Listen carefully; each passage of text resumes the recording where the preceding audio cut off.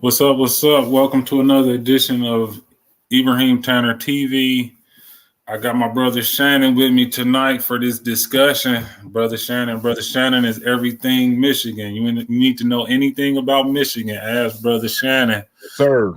Tonight we're going to be breaking down this interview I seen from a lady named Cari Champion on I Am Athlete. I don't even think I Am Athlete podcast exists. They had some issues where they broke up. It's Pivot for one, and I don't even know what it is for the other one. Right.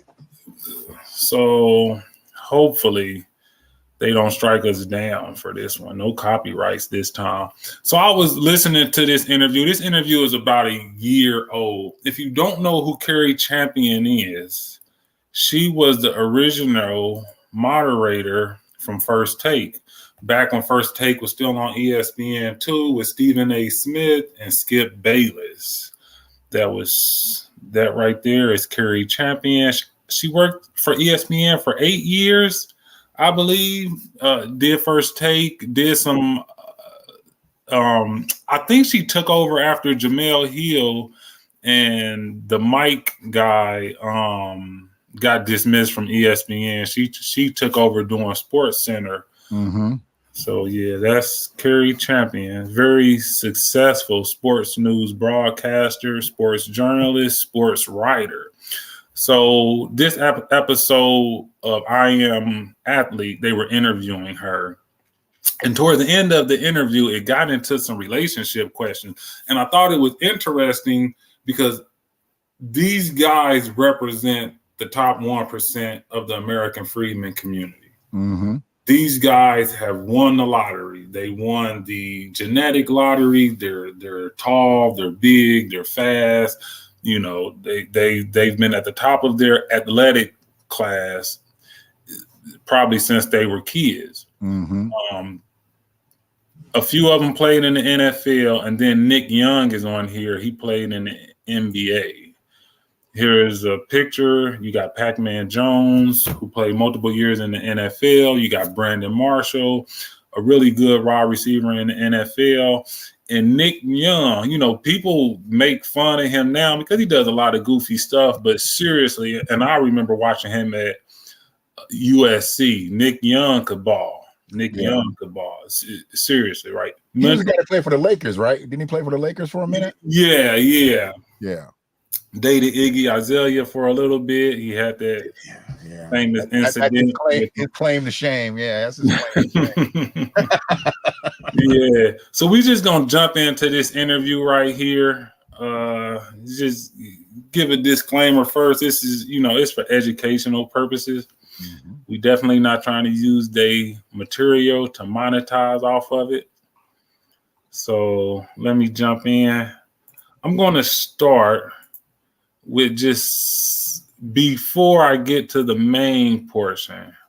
We're going to start with an hors d'oeuvre first. This is like right before they get to where I wanted to get. And I think this part is important because she like frames her mentality when it comes to relationships. Mm-hmm.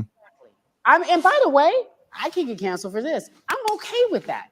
Because if that's your job, you knew what it was when you signed up. Yeah. And that's what you did. You kept a good house. You cleaned the house. You made $3 square a day. You took care of the kids when it's time. Because you've been making the money. If I don't make money and contribute in that way, I would be the one to be like, I'm not going to really beef because he's been at work all day. But this is coming from a woman who makes all her own money. And ain't nobody bought nothing for me. Buy my house, buy my car, buy my everything. Like real talk. I'm talking, I can give you both. I have a friend who was a stay-at-home wife for years. And I was like, you deserve every cent you got. If you'd have been with me, your ass still would have been had to cook. How much money? You over there. And that's where the fight comes in. Because I would have been like, that's how you got to pick and choose. We got to pick and choose. By the way, if you told me you want your woman to cook this, that, and the other, you're not for me. Yeah. Peace and love to you. Why you thank you down? That's what I'm saying. If he would have told her she had to cook and clean, she would have told him he's not for me. For some reason, I think that's a lot of cap right there. Major Major cap. They're talking about cooking and cleaning, right? And this preludes into something else. They're talking about cooking and cleaning at this point. And she's basically saying, I work long hours. When I come home, I'm not doing no cooking and cleaning. Any man that wants me to cook and clean, I'm not with it. You're not the person for me. And somehow she's putting it out there that if that's what her man wanted to do from the very beginning, she would have just dismissed herself from the relationship. I tend not to believe that, but that's what she problem, brother. She's speaking from her status right now. She's not speaking from if he was making the money, if he was the bread. She's speaking from her breadwinning status right now. That's where I think everything gets thrown off. She's 45 years old. Oh, she's 45 years old. She's older than all of those guys, but she's not richer. Yeah. See, 25 years ago, she wouldn't have had that same disposition. I think her whole outlook would have been different coming out. I didn't know she was that old, bro. Yeah. Oh, she's approaching the wall. She don't understand. I think she passed it. As far as marriage, that's just my personal opinion. But I'm just saying, these guys was prime athletes. Mm-hmm. So in their early 20s, they were already signing potentially multi-million-dollar contracts. Right. All they had to do was continue to do what they've been doing. Mm-hmm. She got her big break in her 30s, mid 30s, something like that, right? So it's a whole different outlook when you're talking to somebody. About time the men are 40, their glory days as far as earning is over with. Right. Over with. Right. This right here is just the icing on the cake. We're gonna do some podcasts, unless you just blew your money, right? Unless you got a Antoine Walker, Vin Baker thing going on, and you really need this money to support yourself. Mm-hmm. And even with that, you still get the pension from the league that you played in. That's still your bread and butter, right? So I just thought that was a good prep, right? And now we're going to get into what this podcast is really going to be about. So let me go almost. I think it's here. Make $10 million. You is we do the same that, thing. But you. I'm not saying there's nothing wrong with that, because I agree with CC. Is like, sitting down, understand, like, are we on the same page? I'm just why is there tension? Because we don't have those type of conversations with you. Y'all like we a team. Y'all do the relationship. What you gonna do then? Let me ask you something. Here it is. As a black woman, right? Wait, I want to go back. Hold on, just hear me out. Do you remember what you said to me? Fair use. Yeah. And nobody. Can you say that again eventually? Yeah. Okay. Right. As a black woman, oh my goodness, you getting messy. Can you be with a man that's making less money than you? Yeah. That's a great question. Yeah. What about that? That's a great question. Hold on. Kevin Samuels. Answer that question. Kevin Samuels. Go ahead and say no. Rest in power, Kevin. Rest in power. That's a great question. What I will say. She know it's No. Sir, I had to go here for a whole month. They paid no bills, nothing. Been on the couch all day. Sitting on the couch. Can I be your stay-at-home? Hey, can I be a stay-at-home man? 30-day lease. He got 20 more days. Can I be a stay-at-home man? Can I be like, I'm gonna get the kids up? Do you have Wait, no, I'm gonna stay home and get the kids. Right? Oh, no. You go to work. You go to work, baby. You want food? You want food? I got the baby. I got the baby. Come on. Yeah. Now, can you be with a man? Can you zoom in? Can you zoom in? All of this right here is why we can't have no normal conversation. This is They great. so proud. Y'all so proud of yourselves. Y'all gonna be good. Do normal. Okay. Two things. One, the first thought is, I don't want to be with someone who makes a significant amount less. But if you in the family of where I live, No. okay. Let her answer. Let her answer before you respond. Okay. Hold on, let her answer before you respond.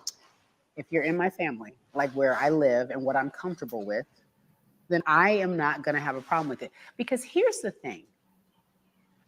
The man who works on fries will cheat on you. So if I got to deal with some drama and you got to... Can you pause that, brother? Can you pause that? Oh, yeah. You said She ain't taking it at Matt. Why did she go? She immediately came with the scarcity mentality. Why did she go right to infidelity? Why did she go right to the man on fries will cheat on you. That's not where we're at right now. The question was, can you be with somebody who makes less than you? But she said, if he's in the family, which means if he's in that same income range.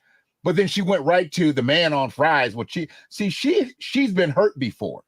The man making minimum wage. The man making minimum wage. The man who can't even get a warehouse job. So he had to settle for McDonald's or Burger King, Chick-fil-A or something. Right. Cheat on you. That had nothing to do with the question. You know, she's just trying to shore up her point.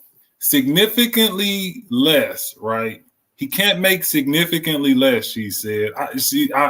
That's not a number. She never really clarified. He has to be in my family what I'm comfortable with. And what does she make annually? Did we look that up? She was making $1 million a year, it says. Okay. I'm going to take that number and divide it by 2 because we know how the internet can be sometimes. Absolutely. At her height, when she was at ESPN, she was making $1 million. She works for Prime Sports now, and it said $1 million a year. So I'm just going to take that and divide it by 2. Absolutely. I'm going to say she makes $500,000 a year. And then we could take that and dang near. We can take 30% away from that, right? And we can say maybe 350. You know, which is damn good money, right? That's still good money. Which is damn good money, right? Because she gets a lot of perks with that too. She gets a lot of perks. Yeah. Okay. So, but I just thought that significantly less. So, like significantly less. I'm just going to put the number at 100,000. Okay. I'm going to put the number because that seems to be the number that everybody on the internet use. Everybody on social media makes 100,000. Yeah, everybody makes 6 figures. So when she says he can't make significantly less, I'm just going to assume anywhere between 100 and 150 is cool. I really want to say 250, but because I know our numbers, I know our community numbers, I just know that's unattainable for 99.9% of us. Right. So we'll drop it down, even if she doesn't understand these numbers. Hopefully by the end of the show, everybody understand these numbers. Right. We'll just say 1 to 150. Right. 1 to 150 before we get into the data. Okay. All right. Now here, this part of the interview is kind of like where they veer left because they're going to start just saying unemployed, like he makes no money, right? But I'm going to finish it out, but I really didn't understand it. I know where they're coming from because they're multi-million-dollar athletes and nobody cares. Like nobody even knows what Juanita Jordan did for a living. Right. Nobody cares how much money Aisha Curry make. Right. Nobody cares how much money Cookie Johnson. You know, you don't care about these things. Larsa Pippen and the list goes on and on and on and on, right? And the men that married them didn't care either, right? Right. That would be a real problem if the men said, hey, you know, I need a woman that makes X amount of money, right? It's just like that part was interesting. You say you ain't married because you think he gonna cheat on you? No, my point is anyone so you go into every can, relationship thinking somebody gonna cheat? No. I said anyone can do you bad. Not even just cheating. Anyone can do you bad.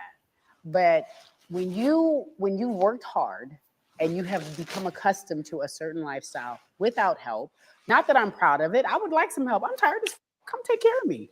So you'd rather get cheated on by a person that got more money? No. I don't want to be cheated. My point is, I don't want to be cheated on, period, at all. But the point is that I am not going to make a situation where I have to make myself be less than. And if I only date black men, which I do, despite very, popular opinion, if I'm gonna date a black man and I make more than him, like I understand why that is. I'm aware of it. But if it's a significant amount less, I'm gonna really have a hard time with it. Why? I'm keeping it a buck because I'm not paying for you. See, that's the problem. But a good dude can come. But a good dude. So if a good dude comes and he makes nothing, fair use. Zero. Okay, no. Hold on. I'm not doing it. She ain't doing it. I'm not doing it. So you got a preference. I wish we had all the women on the damn show right now. I'm not doing it. Because guess what? You know why I'm not doing it? Because y'all date the baddest with the biggest booties and the smallest waist and all that other shit that y'all want, and y'all don't ever think twice about y'all demands. So if I have a demand that says, don't you make less than me by this amount, that's significantly better than what y'all demand. Y'all be having the baddest of to let her fall off. Y'all get 10 more. So here's the thought process. Because you have this unbelievable scale of what you think a woman looks like, which is unbelievable. I can't compete with the whatever the hell y'all think is possible that is created in your mind. And then y'all like, I don't fool with her because she got a corn on her pinky toe. Like y'all be on that crazy stuff. So for me to say I want a man who's gainfully employed and living in my world and not making my life less than, it's fine. He can have it. And here's the thing. 90% of the black men are out the window because they're not in your tax. Okay. What you about? No, go ahead. Finish. No. Yeah. All right. Finish your thoughts. See, all right. So here's what I'm not afraid of none of y'all. So I need more wine. So that was interesting. That was Gabrielle Union Jr. That was Gabrielle Union Jr. right there. I wanted to get to why she said it, right? So he can't make significantly less. He got to live, in her community, in her bar plot, blah, blah, blah, blah. Something she can be comfortable with. Then she said, I'm not paying for you guys. Like, right. I'm not paying for no man. I'm not paying for no man. And they asked her why. Because you guys get the most beautiful women, right? That I can't compete with. Right. You get the most beautiful women that I can't compete with. So I'm gonna need a man that's an anomaly because I can't compete with the women you want. But bro, isn't you say she's 45? Yeah, she's 45. And they're all in their mid 30s. They're all in their mid 30s. I mean, and she looks good for 45. She looks like she's trying to compete. Yeah, she looks like she's trying to stay in that 30 to 35 range. She looks like she's trying. She definitely looked like one that's trying to compete. Right. Here's the issue with what she said. And we're going to break this down by the numbers. She wants a man that's extremely rare. She basically wants a unicorn. At 45. She wants a unicorn. And she wants that because she says it's significantly better than what these guys expect from women. Here's the issue. There's more women, adult women on this earth than adult men. Right. And there's more beautiful women to pick from a guy who's a multi-millionaire, way more than there are for a woman to pick a wealthy man from. These guys can go to any club, any college campus, any city, and just do up the town. You could throw a rock and hit 20, 30, 40, 50 beautiful women. And then a profession facilitates that as well, right? These women are lined up at the door. We heard of the friends in the family room at the NBA and the NFL game. These women come a dime a dozen. And guess what? They don't just come a dime a dozen. They come every day. Somebody's having an 18th birthday, right? Every day you have multiple beautiful women turning 18, and they all want the same thing. They all want a man that's a top earner. That's just what the internet is. It's the 666, right? We know what the 666 is. And and these guys, some of these guys are 777s, right?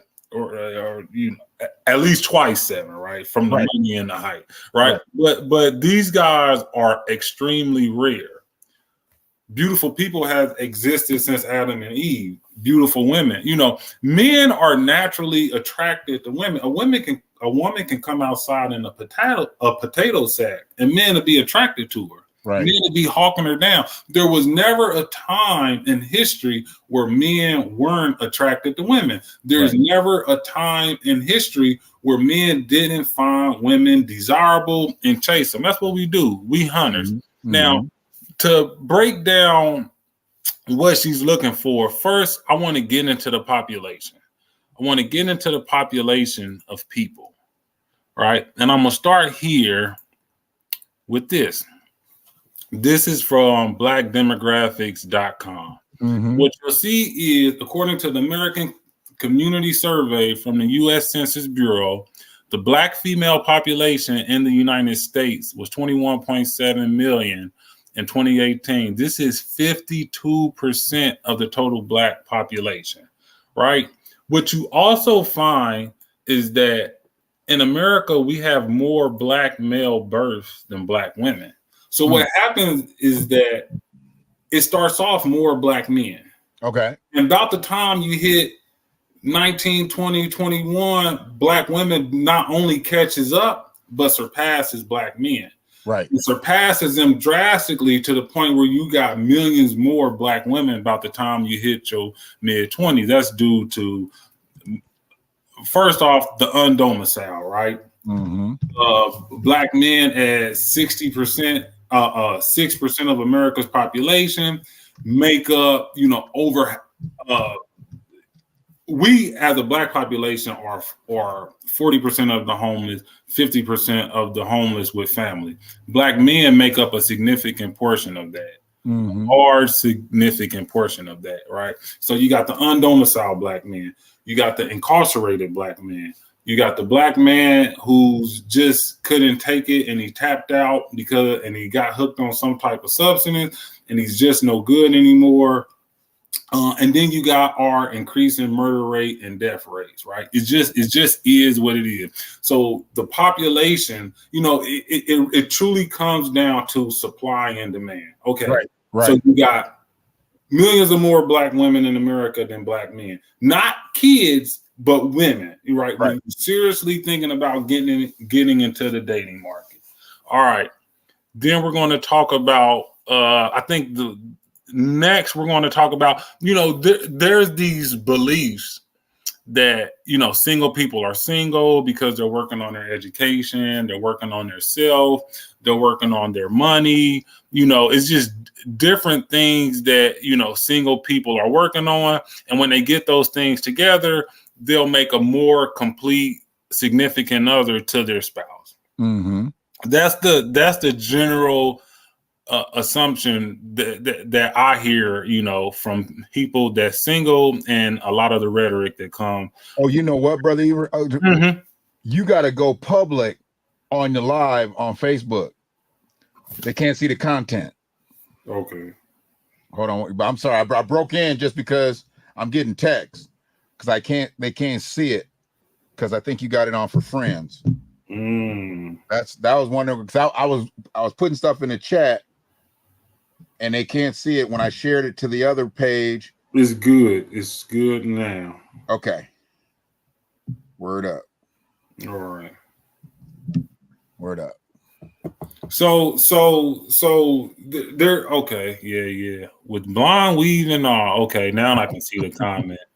I believe Juanita was making $50K when she met Jordan. That was pretty good. That was pretty high. So, okay, now I can see. Okay, I apologize, you guys. I can see your comments now. So we live in America where black women outnumber black men, and there's this assumption or premise that single people are single and they're working on themselves, and once they get themselves together, they'll be able to do better. And for a long time, I've been telling people that, you looking for this man that makes six figures or mid six figures or even more, and he's established and he's all of these great things, but the reason why is because he's married. And what we see, this comes from Pew Research. This comes from Pew Research. Unpartnered men are faring much worse economically than partnered men. So they do partnered and they do married versus unpartnered. That's kind of how they do it. And I'll read the definition so people can understand. Unpartnered adults are those who are neither married nor living with an unmarried partner. Financially vulnerable refers to adults with incomes below 150% of the poverty level. So here you go, if you guys can see this, and it lets you know that, all right, first off, partnered men are more educated than single men or unpartnered men, right? The other thing is, partnered women have more education than unpartnered women. So that this idea that married women are just shacked up in the house, you know, having babies, cooking and cleaning and not living their life. No, there's a 10% difference in partnered women's bachelor's degree attainment versus unpartnered, right? Now, when you go to employment, now this is also key. Men, unpartnered, 73% employed. Men, partnered, 91% employed.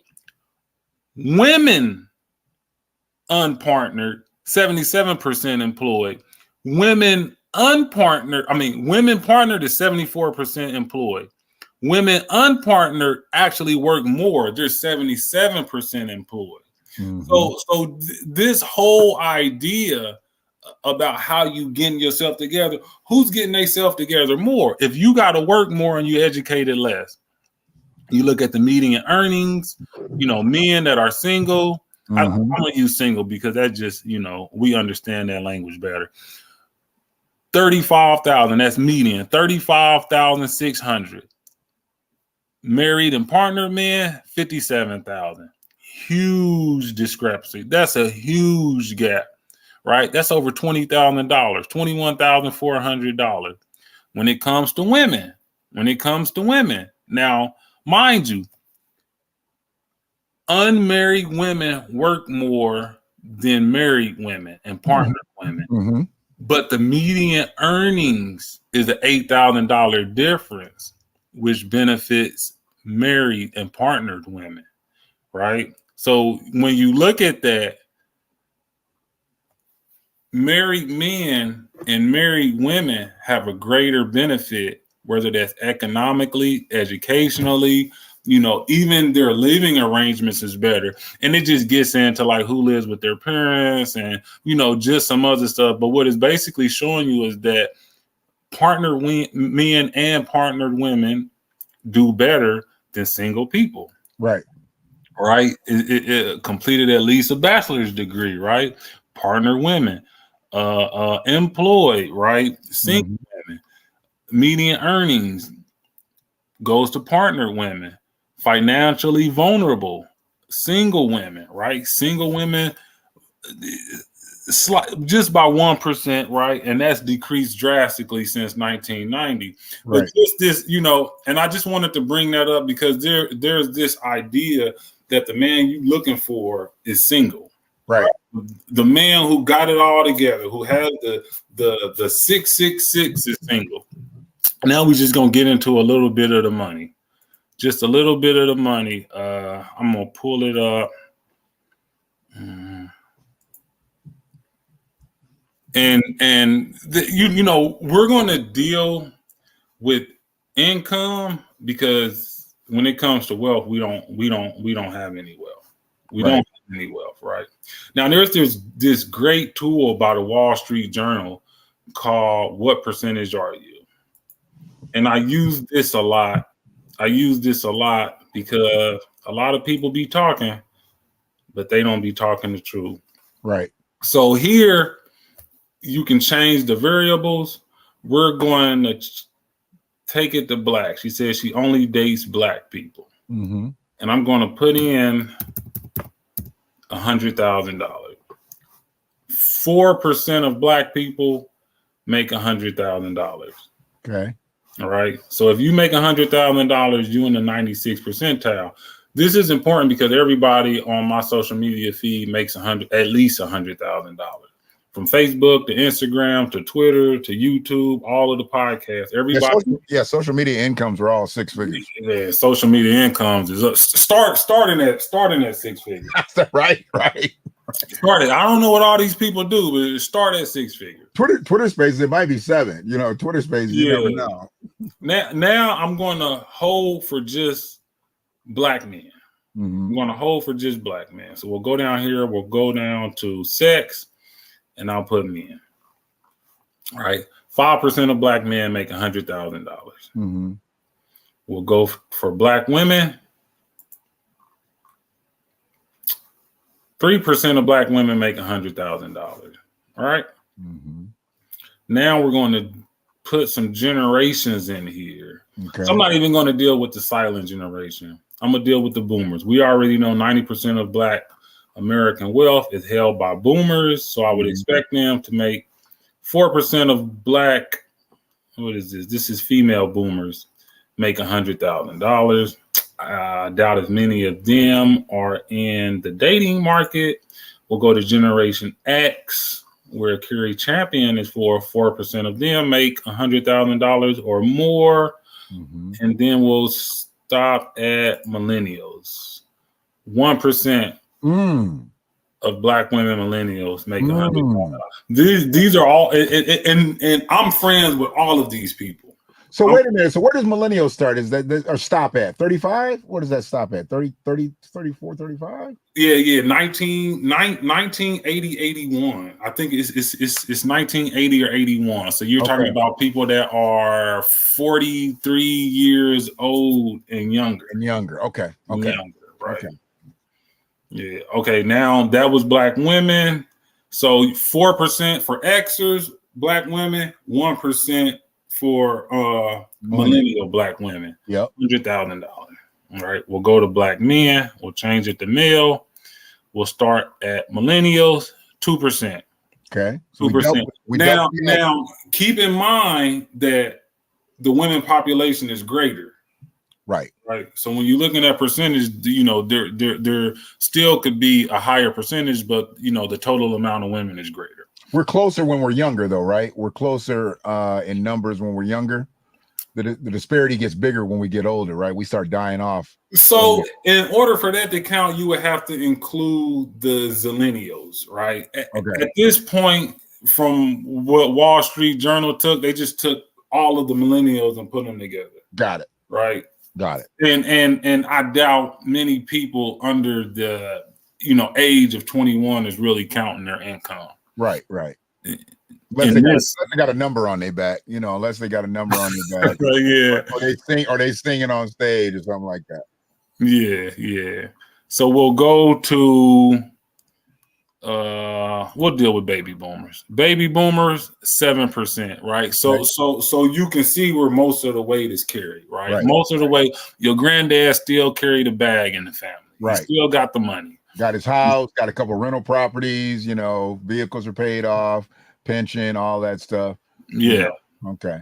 Generation X, 7%. Okay. All right. So it stays steady. And then you get to millennial. Millennials is just broke. I'm a millennial. We should be nationally ranked as just broke, right? We shouldn't even be 2%. We shouldn't even be on the internet talking about money. All this financial literacy and blah, blah, blah. Millennials is just broke. So you've seen Black women, 4% for Xers, 1% for millennials. Black men, 7% for Xers, 2% for millennials, right? Mm-hmm. So this idea that you're going to find these people, like I said, and with her, we're saying she's doing about $500,000.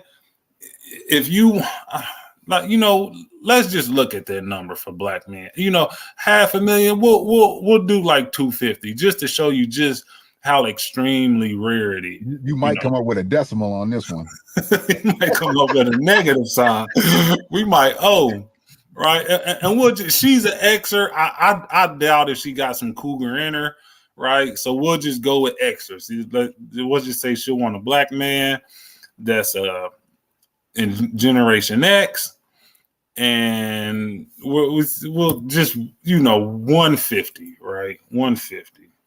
We'll put it in at 150, right? Just to see, right? I think that's fair, right? Somebody she's comfortable with. So 3%. If she's willing to deal with a man that makes 150, that's 3% of the men.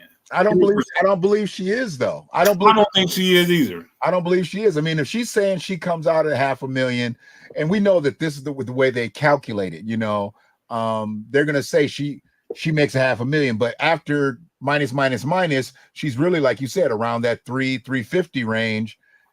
That 150 really isn't that bad compared to her 350, or 350 range, because he's probably going to be closer to 100. You know, I mean, his tax bracket, he's going to be closer to 100, and you can do a lot more there. I think she's living outside of her means. I think when you get to that $500,000 range, she's probably trying to live like she makes $1 million or more. Whereas somebody that makes 100,000 or 150,000, they're going to live more within themselves. Mm-hmm. You know, they're a little bit more grounded. And so that's where I feel, and truthfully, she's not going to find somebody making her money at her age that wants her. See, that's the main thing, right? Yeah, he's not going to want these her. guys were touching that money at a very young age, right? Mm-hmm. Here's a chart for millennials. Mm-hmm. And what this chart shows you is that women and men make about 50,000 the same. Mm-hmm. Let me see if I can blow this up somehow. Women and men make about 50,000 the same. Men actually make 100,000 more men, more Black American men make 100,000 more than Black American women make 100,000. Mm-hmm. Right. So all of these women who have elevated and got themselves, you know, in the top 5%, who are single and can't find nobody, right? Then they never think about, you know, maybe the men that I work amongst, maybe the men that are in my field, you know, they don't want me. It's not the money that they're into. Mm-hmm. And that's the problem. She's talking about, I'm not going to cook, I'm not going to clean because I'm working. Right. Okay. So let's stop there. Mm-hmm. She's not going to cook. She's not going to clean. And she wants a brother to make in the same neighborhood. So y'all eating out every night? Yeah. They both going to be working. So when they get home, they both going to be exhausted. Now you're paying a chef $100,000. Well, towards the end of the video, they say we all got money, we all got chefs. That's what she said. We all got money, we all got chefs. They all fly private, they all do this stuff, and you know, then you know, every other year one of them is filing for bankruptcy. But right. they all got money, they all got chefs, you know, right. They all living the high life, right? Mm-hmm. They all their own boss, right? Mm-hmm. She just needs somebody who's out there who can step up and do the things that she can do. Right. We'll just let her call it. Right. All right. Now we're going to get into the marriages, right? Because you know, when you think about declining marriages in Black women, this is something that our women, American freedmen women, always get picked on, and because they have this information categorized just by race. I can't specifically say American freedmen women, but that's what I mean. These are American freedmen women, right? Because our families have been broken. We haven't been able to keep them intact. That's just something white supremacy has done to us, you know, and by all intents and purposes, I'm not blaming anybody here, right? This is not my submission into the manosphere. You know, this stuff, you know, it's funny, it's entertaining at times, but you know, these self-titles, boss chick, alpha male, what's the high value man, high value woman, just all of these self-titles that people give themselves, to me it just screams insecurity, right? It's like, come on, man, we don't need these titles, right? Passport bros, this, that. I'm not trying to get my submission into the manosphere. I just want people to understand the numbers. And so much of the rhetoric that comes from the manosphere is untrue. Right. And it's never broken down.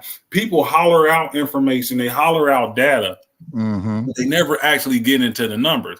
It's just basically, you know, take my word for it. You know, this is this because I said is this. Right. And Kevin Samuel, you know, he very entertaining, very informative, had a wealth of knowledge, but still when it came to data, there were some things that he got wrong.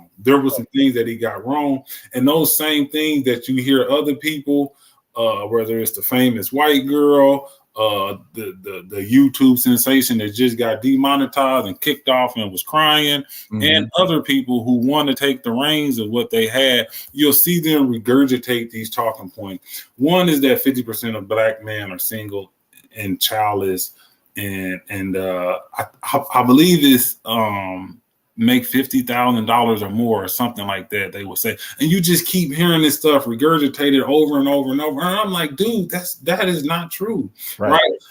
In order to highlight the dysfunctions of one gender, you don't have to fictitiously bring another gender up. Right.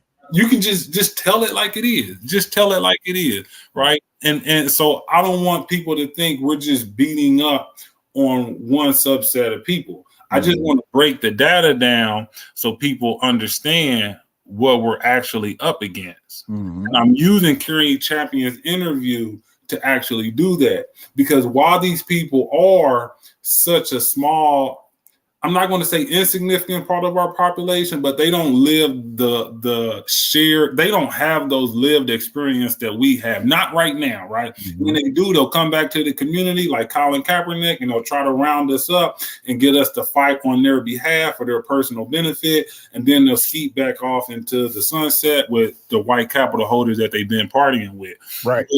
You know, so like I've never been on a private jet. I've never been to Martha Vineyard. I've never even like flown first class, right? Like, and these are the experience of most of us, right? Never had $100,000 in my account all at once. You know, struggled to, you know, pay bills at times, and, you know, dealing with that and just dealing with the ups and downs. That's what normal, you know, American freedman life is about, right? And I don't want, and I'm using myself, right? I'm being personal about myself because I don't want people to, you know, look towards social media, look towards everybody, big cap, just telling lies, and thinking that you less than, right? And we're not in this position because of some decisions that, oh, you should have went right, but you went left, right? So that's why you live in the ghetto. That's why your car broke down. That's why you don't, you know, no, this stuff is generational. We've been generationally plundered and taken from, and other people in America has been given to. So we're going to look at the marriage rate, right? We're going to look at the marriage rate in America. And this is all of America. U.S. marriage rate has declined 60% since 1970, studies show. That's the year I was born. So that's the year I'm going to be interested to see this. This is going to be good. A new study by the National Center for Family and Marriage Research revealed that marriage in the United States has declined precipitously in the last half century by nearly 60%. While national marriage rates have continuously fluctuated between the 1890s and 1960s, with peaks and troughs in between, there has been a consistent decline since the 1970s, right? So we got a consistent decline since the 1970s, whereas the marriage rate in 1970 stood at 76.5%. Today, that has more than halved down to a paltry 31.1%. So this isn't something that's just germane to the American freedman community. This is everybody. This is Western society doesn't value the nuclear family anymore. Especially, you know, the party of the left, right? Democrats, you know, you can change the gender, you can have two moms, you can have two dads, you can, you know, be single and independent, and just this promotion of feminism, you know, it has been cancer, you know, not only to our community but to all of America. Sociologist Andrew Cherlin of Johns Hopkins University noted that this report findings revealed that the formal benefit of marriage are continuing to dwindle as the rise of cohabitation and co-parenting have eroded historical social pressure. It used to be a basic institution that everyone had to buy into in early adulthood, Cherlin told Axios on Saturday. You got married, then you moved in together, and then you got a job.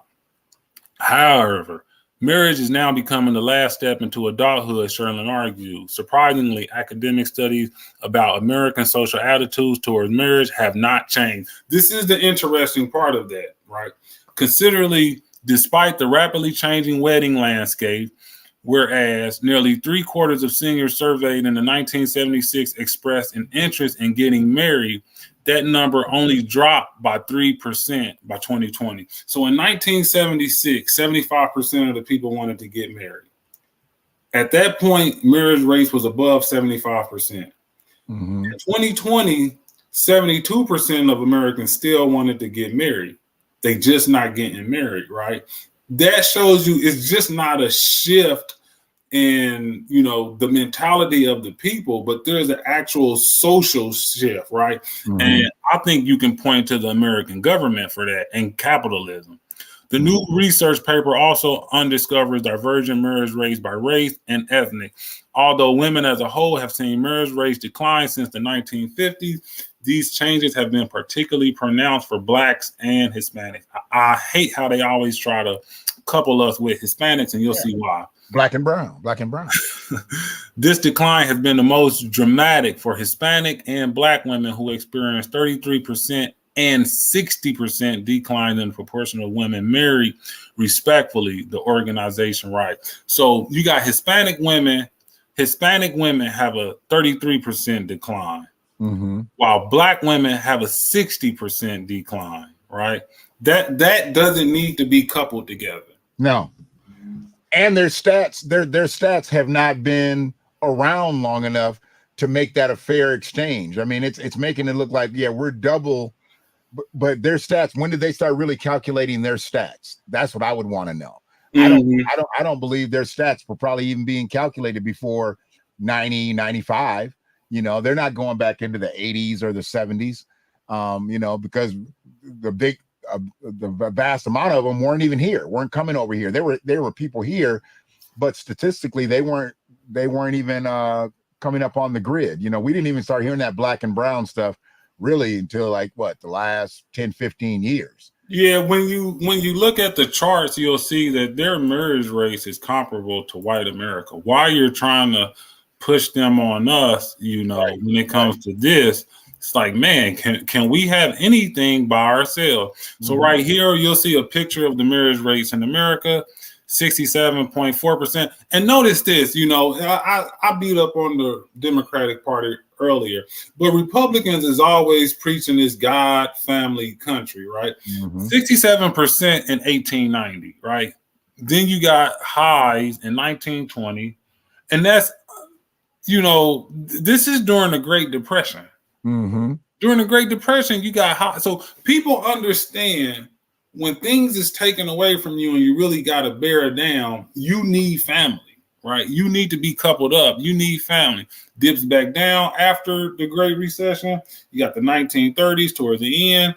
And then in 1950, it peaks back up. And then it's been slowly dropping since then. Once you get to 1970, it's just been on ski slopes. Yeah. Here they break it up by race. You'll see Asians is this dotted line towards the top. This is Asians, right? Whites is in the middle. It's this closely dotted line. You'll see Hispanics, and then you'll see Blacks. And this is what I mean by I don't know why you guys are trying to couple. It's like, we can never get exclusion when it comes to anything. We always got to couple them with somebody, right, so they could piggy bank them, all the way to the benefits and then usurp those benefits. And I think that, truthfully, that these statistics are fake, because until 1965, there was no mass immigration. So I think a lot of them stats going back, before 1960s, I think a lot of this stuff is guesstimates. I truly don't. You would be taking a handful of Asians, right? And that may account why Asians is so high. I mean, right now, the American population for Asians is what, 4 or 5%. We don't have that many right now, right? And that's after a massive influx of Asians coming into the country. Same with Latinos, right? So what we really just looking at is Black and white, right? And what you see after, during the 1950s, 1960s, there's this drastic drop. And we know why, right? We know why.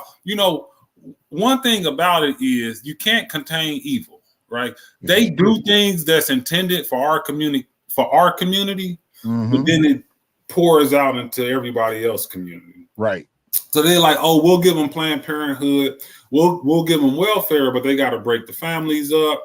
And then we'll flood their communities with drugs, and they'll sell them and do them. And then we come through with mass incarceration. The problem is that y'all was coming down from the suburbs and y'all was lining those streets up to get those same drugs y'all put into our community.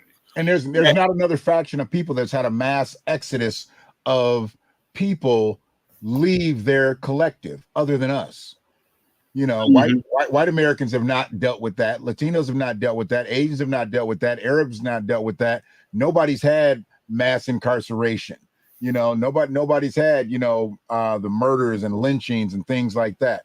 There is one other group that mirrors ours, but they hide them in with other groups, and that's Native American. If you would see Native American numbers, it basically mirrors ours, whether that's incarceration, poverty rates, undomiciled, marriage rates. But then if you was to look at a graph and see, hold up, you got American freemen, you got Native American, and then you got everybody else. They would know that this is an old American conversation. Right. So what you do is you take them off the page, and it makes it seem like we have the dysfunctional community, right? What's wrong with us? Even though this whole thing is falling, right? We going to hell in a handbasket. You have to look at the black people and say, but they more dysfunctional than everybody else. Right. And then when we try to defend ourselves, they'll say, no, when you look at the Asians, they the model minority. And my question is, well, why ain't the whites doing better than the Asians? Y'all control everything. Y'all own everything. So like I said, you can't contain evil. Right. But this scapegoat they're trying to do to our community, when they inflicted the harms on our community,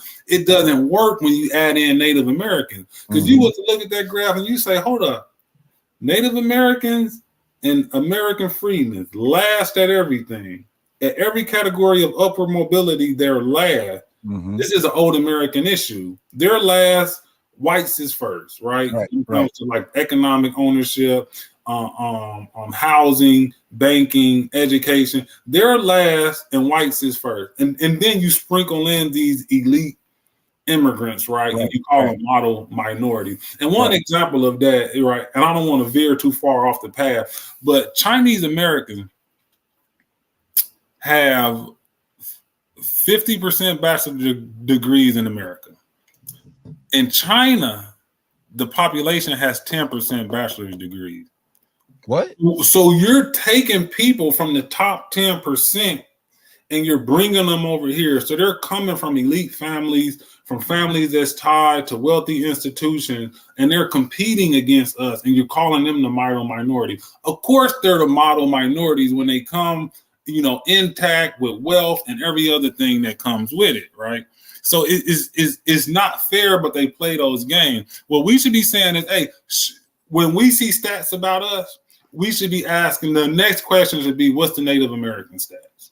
Right. Because then you'll get the full picture of what's going on. Right. Then you'll get the full picture of what's going on, and we can kind of stop playing this game that they play where they try to throw us under the bus. Now, this one right here. Now, let me set this up. Because this is extremely problematic. And do I want to do it from here or do I want to do it from the top? We'll start by the. We'll start here, right? Because this kind of shows you, right? This woman is 45 years old, and she's looking for her Mr. Right, and she's basically aged out of the marriage market. She's kind of in the girlfriend market now. So the fact that she's talking so strong, you know, she's at a point where, you know, if she gets pregnant, it's a high risk pregnancy. So for you to be talking so strong is basically, did you want to get on somebody else's plan, or do you want to, you know, Kevin Samuels used to say it all the time, buy a dog, die alone, right? Harsh, but that's the reality, right? And what we'll see from this marriage and divorce graph, that he was pretty much right. Now, the first one is by age. I'm going to go up the race later. This is by age. So the first column, I'm going to kind of disregard, and I'm going to disregard it. It starts at 15 and it ends at 24. And in America, there's this new like passage of rights you get coming out of adolescence that's called adulthood. So you kind of get to continue your like older childhood just a little bit younger. But if we was to count it, you would see that the divorce rates that are in the like orange, yellowish color versus the marriage rates that are in the darker color is basically the same, right? Matter of fact, there's more divorces in that category than there are marriages. So basically, all of these marriages end in divorce. All of these marriages end in the 15 to 24 area. 15 to 24. You're not, and what the crazy thing is, who the hell did that? 15 years old. I mean, I know in America there's some states that you can still get married like at a really young age. Yeah, at like 14. Yeah, but realistically, 15 to 24. Who is legitimately ready to get married between those ages? I mean, because a 24-year-old is not the same as a 24-year-old from 1970. You know, or 1960. So, a 24-year-old is not even, they're not ready. Yeah, it's to like add that in there. And I know there's some 14, 15, 16-year-olds getting married, but I wonder, how prominent is that, right? That has to be a nominal number. Has to be. Yeah, Kentucky and Tennessee, and Utah, right. They all married to the same guy in Utah. 25 to 34 is and this reinforces some of the things that Kevin Samuels got right. 25 to 34 gives you the best chances of being married and staying married. Right. 25 to 34, right? 75% marriage, 23% divorce rate. Then you get to 35 to 44, what he would consider to be the danger zone. Half of those marriages end in divorce, right? 45% marriage, 22% divorce rate. You get to 45 to 54, and it's basically downhill, right? All of these is well over 50%.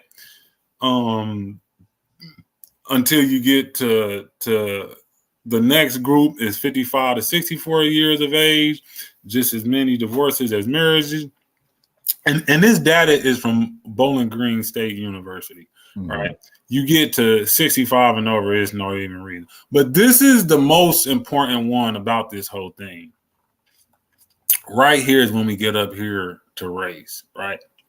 And this is why I believe we shouldn't even be having these conversations about relationships online and preference and standards and all of this stuff. What we do is we advocate for our group of people, right? The American freedmen. But if we're ever going to be repaired and get whole, one thing that happens to happen is we have to get our families back together, right? Reparations to a whole bunch of individuals does what? It does what? Like, how do you build generational wealth without having families intact, right? Without respecting your elder and, bearing progeny and raising them to go out and be productive citizens of society and to continue this legacy. White women is the first column. Look at white women, right? Skip this second column. Look at Hispanic women. Look at Hispanic women, compare Hispanic women to white women. This is why I say stop coupling us with Hispanic. Most of them say they white anyway. Right. Only a very, very small percentage of them say they Afro-Latino and get counted as black. And even some of the ones that say they Afro-Latina still say they ain't black. Right. So they still marking other or white when it comes to government form. And then you got other. Now, remember, the dark circle is marriage rate. The orange circle is divorce rate. Now, look at black women. Look at black women and tell me, what do you see? See, this is one of the issues that happened to us, right? This is one of the badges of slavery. This is one of the badges of slavery, the overthrowing of Reconstruction. We've always had broken families, and we just made, lemonade out of our lemons. Right. But after so much time, these things just catch up with you. I mean, black women getting divorce rates is actually inversed compared to everybody else. Right. They have an equal divorce rate as white women have marriage rate. they marriage rate is comparable to everybody else's divorce rate. Mm-hmm. Black women have astronomically the highest divorce rate while having the lowest marriage rate. And y'all on the internet talking about preference and standards and what you will do and what you won't do when you come, and they really sitting back listening to her. And for every two black women that's walking out of the courthouse, they walking out as divorcees, but white woman's walking in to get married. Yeah. You know, that's craziness right there. You know, that's craziness. This says we can't even do marriage. We don't even know how to do marriage. We don't even know how to do marriage, right? This is family domestic terrorism. I'm gonna get married with the expectations of getting divorced pretty soon. Right. I was watching the lead attorney, and he was talking about, you know, a successful marriage could be somebody that's married for 10 years. Yeah. He's like that. Nowadays, if you get 10, 15, 20 years out of it, that's a successful marriage. And I'm seeing more 20 plus year marriages, black couples, not mixed couples, black couples. I'm seeing them with 20, 25 years and calling it quits. I'm like, wait a minute, y'all been together half your lives. If I put in 25 years with somebody, I mean, what is breaking y'all up? Y'all can't figure that out after 25 years. You 50, you got together at 25. You should be able to get through pretty much anything at that point. Look, at that point in time, we got to do like Danny DeVito did with his wife. What'd he do? They got divorced and got remarried. They got divorced about 3-4 years ago. Figured out they ain't nobody else coming. Is that the short lady? Is that Rita Moreno? Yeah. They got divorced and got remarried. That's right. Yeah, because nobody wanted that short ass. Didn't nobody want Danny DeVito, and she's short too.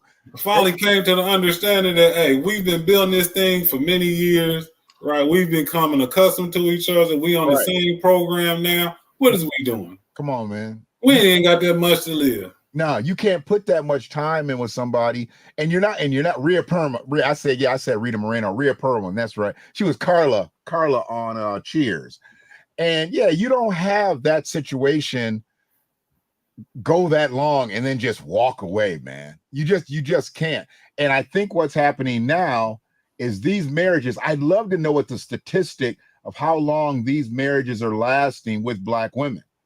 Because I mean, that number that's scary, dude. Yeah, you know, you get a lot of the rhetoric from the manager of why it's not beneficial to get married, right? Mm-hmm. And there's an old saying, you know, it's better to have loved and lost than to have never loved at all before. Right. And for somebody who's never been in a relationship, and y'all might be thinking like, what, man, that's crazy. Like, how could a man have never been in a relationship? Well, we got a lot of men who are doing significant time. They have significant amount of time that they've put in incarceration, right? And some of them have went into prison at 14, 15, 16, 17 years old, and they're doing 30 years, 40 years, 50 years. There was somebody that just got exonerated who had been in prison for 50 years for a crime that he didn't commit. Right. And now with this, you know, social media, you got a lot of people who just don't have the social skills to go out and get put in a relationship. There was an article, it wasn't from our community, but there was an article of a lady, she married herself. Oh, yeah. We seeing that craziness out here. People marrying themselves, marrying their dogs, marrying all kinds of stuff out here. Just tapping out and giving up. Right. But when you look at this information, it's like we have to really get serious about family. We got to be just as serious about family as we are about repairing our community, because that's the centerpiece of your community. Right. It starts with family. Can I use you use a short testimony about yourself, because I have no problem with speaking about this. I mean, I've only been married once, but I married a woman who had already been married previously. She had been married previously, and I believe that was an 11-year marriage. Our marriage, calendar-wise, went about 5 years, 3 months. So she put in about 16 years of marriage between two men before she was 40, bro. So she contributes to that statistic greatly. Now, 2 men that she married, I can't say that I'm that much like her ex-husband, but what we did both believe in, we believed in our family. We both had kids outside of her. We never had children with her. We both had kids outside of her, and she pretty much disintegrated the relationships between both men, myself and him, and the kids. She was a woman that didn't really like kids, didn't really want kids because she couldn't conceive kids. And that hurts families a lot too. When you're not on the same moral compass, you don't have the same moral compass where family is concerned, marriages aren't going to last. I mean, we were never, ever really compatible on that family tip. You know, she made it seem as if a man was a cog, where no, the man is the wheel. The man is a wheel. He's not a cog in the wheel. He's the wheel. And everything around him helps that wheel run. She was a nail. She was a nail. She was glass. She was everything that flattened that tire, that made that wheel stop. And that's what a lot of women can be. I'm not putting this on all women. I'm not putting this on all Black women, but there's a lot of issues. There's a lot of issues that come in with these women that divorce at high rates, have 2-3 marriages in. You can always look at their history of marriages. They all divorce the same way. They all divorce the same way. And you never hear people talk about it because most men never get together and holler about it and say, well, what happened with your, and I didn't get together with him, but we had a mutual connection with his daughter who's still, you know, and she's not in my life the way she was, but I learned a lot. I learned a lot that the failure of the 2 marriages, the dissolution of the 2 marriages, it was the same common denominator, and it wasn't either one of us, it was her. And it happened the same way. And that's what we have a lot going on right now. It's the same kind of woman that's getting divorced all the time. You know, these women they're not the same, bro. They're just not the same. You know, that takes me, I got 2, you know, aunties that's not really aunties, but they're aunties. And these 2 women know how to get a husband, right? They don't know how to keep a husband, but they know how to get a husband. They present well. They present well. Wonderful women, right? That, you know, from my purview, right?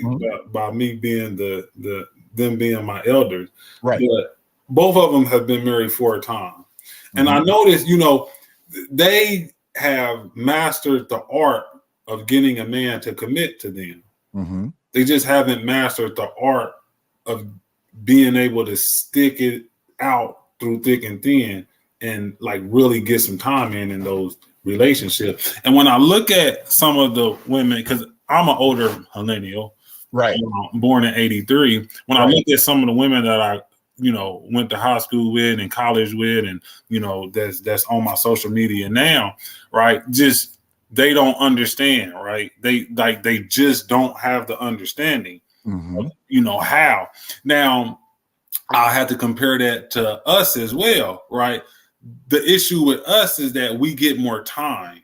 We get more time to get it right, right? You if you get it together at 30, you still, you know, valuable in the dating market. If you get it together at 40, if you get it together at 50, if you get it together at 60, as long as you got, you know, mobility and faculty or a whole bunch of money, right? Right. Like there's somebody that, you know, and what I mean by somebody, there's going to be a plethora of women that is willing to accept your commitment. Right. But when it comes to women, I compared them to a prime athlete like a Derrick Rose. You really got about 5 to 12 years to do what you're going to have to do and get on out of the way. Right. After that, you know, you go into a different category of like, I can use you for this, right? But I may not be able to, you know, be with you for the long haul. But then you have these anomalies, and for some reason, they always get pedestalized and held up and say, well, she did it, I should be able to do it, right? I just got to say my Sierra's prayer, right? Marjorie Harvey did it, right? And I think she's another person that, you know, been married about 3 times or more. Look at this. Look at the kind of man that Marjorie Harvey gets. She looks for a baller type. She wants a baller type. She doesn't. I mean, I don't know what she did before the two kingpins. Okay, but what we know is the two kingpins, and then she went with a captain of industry in Hollywood. Marjorie Harvey is not getting with a cat that drives for FedEx. Mm-hmm. It's not gonna happen. And that's a good living. That's a good man. It's a good living. He's gonna come home and bring that. Well, you ain't got to bring the check home no more. It's direct deposit into the account. That's a good man. That's a good, solid individual. And he's gonna be a protector, a provider. This is the quintessential man, I'm saying. No, she looks for somebody that can take care of her. One thing we've never heard of. What is Marjorie Harvey's employment pedigree? Steve said she takes care of all the business. Whatever she bought the house in Atlanta. She sought the house out and then she bought the house. Yeah, with a driver. She in the back of a Rolls Royce. She in the back of a Rolls Royce going house shopping. She ain't driving around looking at a house with a newspaper or all stuff on the phone. Somebody's driving her around to look at different mansions. Girl, bye. And that's the thing. These men don't care. When you look at this podcast, right? Mm-hmm. And this is a point I need to make. When you look at this podcast, the presenters, nobody knows what these guys' wives do, right? Mm-hmm. One of the guys said,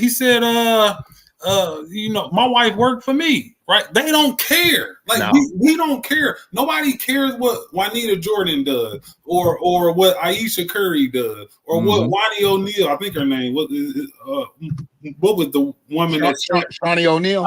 Shawnee O'Neal. Nobody, we go after and because men are hunters, we understand the hunt. Right, you understand the numbers game, right?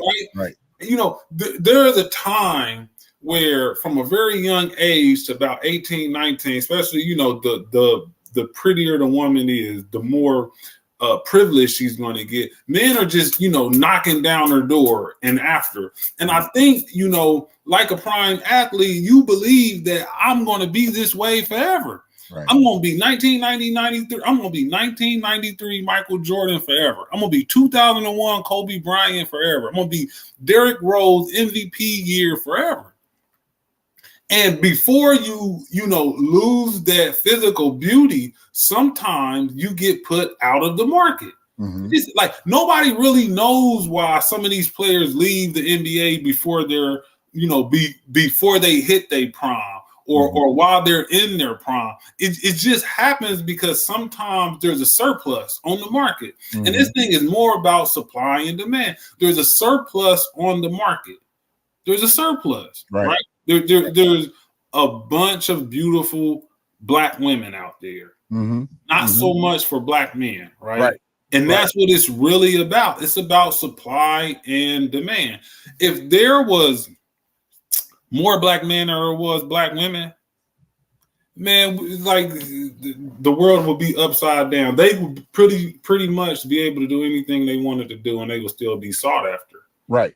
Hold out for as long as they wanted to do, no matter what, right? Because there's something that a woman provides to a man that a man can't get from anywhere else. It cannot be duplicated. It can't be replicated. It has to be the original thing.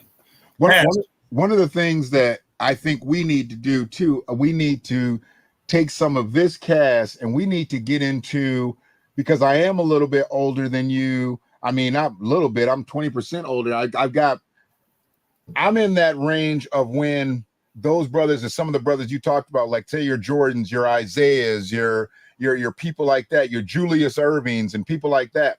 Look at their careers and look at the longevity that they had with their careers. They were all married to their wives. They didn't break up with their wives until after they were done playing. They were with their wives. They had solid families. They did things out here to where they were looked at as a model individual. When they slowed up, we don't know the intricacies, but with a lot of those guys, when they slowed up, it's almost like that scene in Rocky, that Apollo he couldn't stop. Because he couldn't stand being retired. He wanted to hear the screams of the crowd and this, that, and the other. I believe a lot of that had to do with some of these people being divorced. I mean, you have to look at Julius Irving, Joe Dumars, who I think might actually still be with his wife. But Isaiah, you go Joe. Let's say Julius Erving, Michael Jordan, Isaiah Thomas, all those brothers that were like that had solid relationships, solid marriages with their wives. They all got divorced at the end of their careers. One of the things that I noticed about all three of them too, they all stayed out there in the field. They didn't come home and be house husbands. Michael went and bought a team. Isaiah went and bought the CBA. Julius Erving became an executive. So they were still living the life that they were living when they played. I think personally, and I could be wrong, as two left shoes on this, their wives possibly got tired of it. They might have put up with the groupies when they were playing. They might have put up with all that stuff because they was raising the babies. I mean, you know, Michael Jordan's wife, she talked about it. She knew there was groupies. Just like Julius's wife. Julius was a rock star. Everybody knew he had groupies. Isaiah was a rock star. You know, Isaiah would walk in with two of them on his arm with a floor-length mink coat shooting dice. He was a straight hood in. You know what I'm saying? I ain't gonna pollute your stream, but you know what I want to say. He was straight hood, but he was married and he had them kids. But everybody knew Isaiah was out there like that.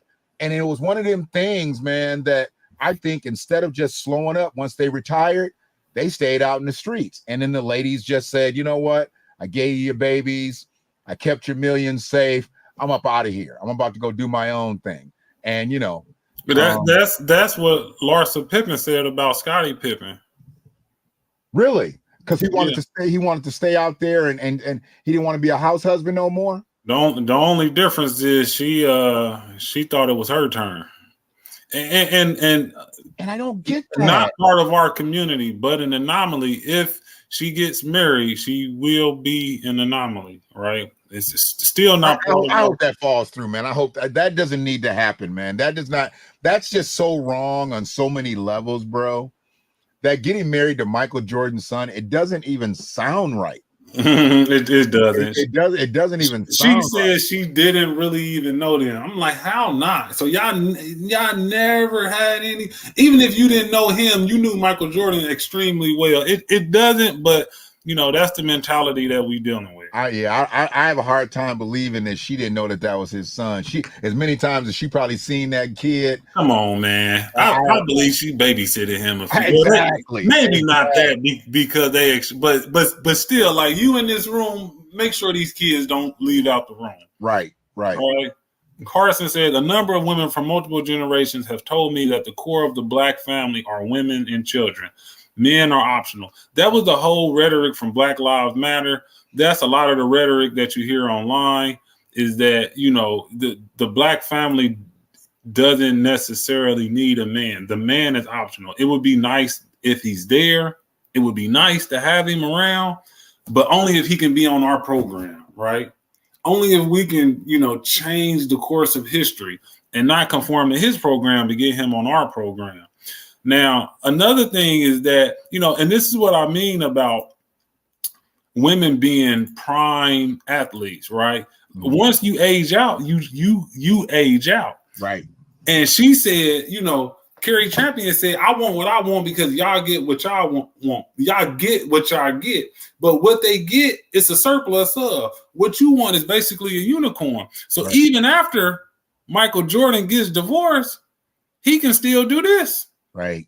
He can still come back and get married. What's that? What's he, 50, about 55 right there? Yeah, he's older than that. He's recently getting married. This is the recent one? Yeah, this is recent now, right? He's 60 now, ain't he? Yeah.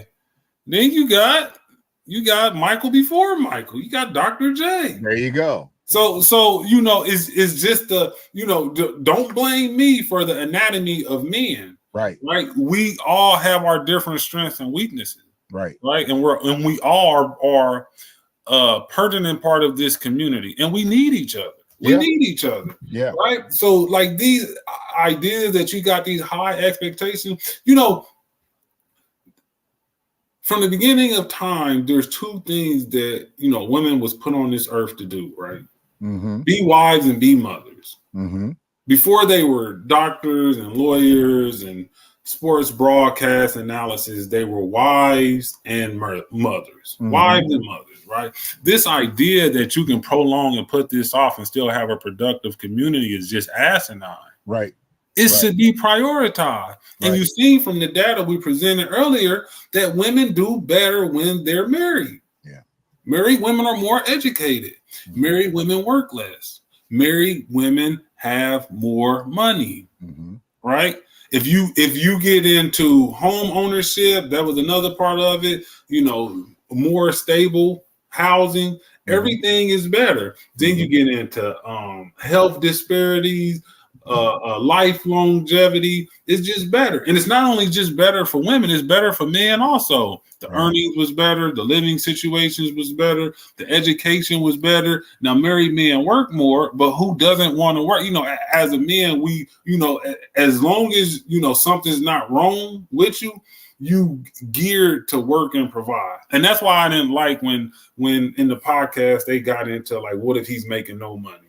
Yeah, like, and that's having no expectations. I mean, that's where I didn't like that from Three Cats, where if I'm not mistaken, I know Brandon Marshall and Pac-Man, I'm pretty sure they came from really humble beginnings. I don't know Nick Young's background, but I know that those two came from humble beginnings. Even Pac-Man is taking care of Chris Henry's kids, right? Chris Henry died, and he's taking care of his kids. So, you know, they come from, family type backgrounds. One of the things you keep saying, using the word, and I know that I feel that I am an anomaly because I am an oddity for what I have produced. I mean, I got beige babies. I know that. One of my daughters is part Japanese, and one of my daughters is part Caucasian.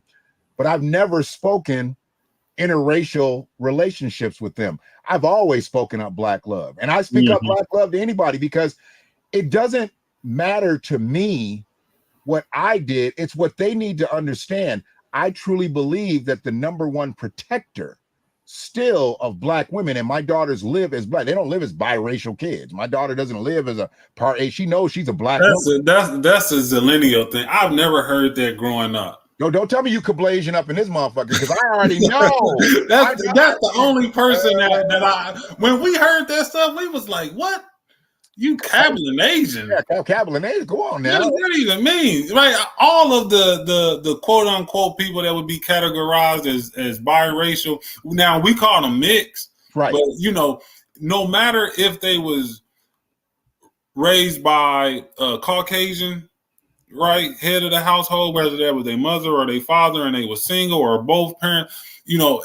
The ones that I had experience with all said they was Black. I've never been around a biracial person and they were confused on where they fit. Society let you know where you fit. You know when you come to Michigan. Let me let you come to Michigan. I'll introduce you to some. You'll be like, who are these confused Negroes here? They'll say BIPOC, they'll say biracial, they'll say mixed, they'll say all that. And at the end of the day, I let them know, when you walk out of here, you're going to be susceptible to being called a nigga. So just understand that. You should always understand they may talk that stuff in your face, but try to do what they do with their other friends. You think the police get and back up on? We got a biracial here. Come on, man. Right? We got to go light on him. He mixed. Go light on him and shit. You know, and only twist one of his arms back. We got a biracial here. He might grew up with a white parent. Go easy on him. He's one of us. Roger that. Yeah.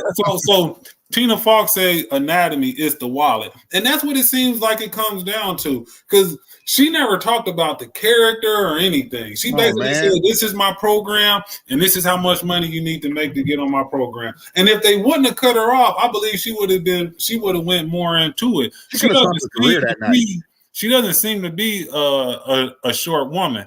No. I believe she would have basically came with some height requirements and everything else. No, I don't believe she's short. I think she's. You know what? Let me look her up. I just had her name in the. Let's see where she at. Cari Champion. Let me get her height. Hold on 1 second.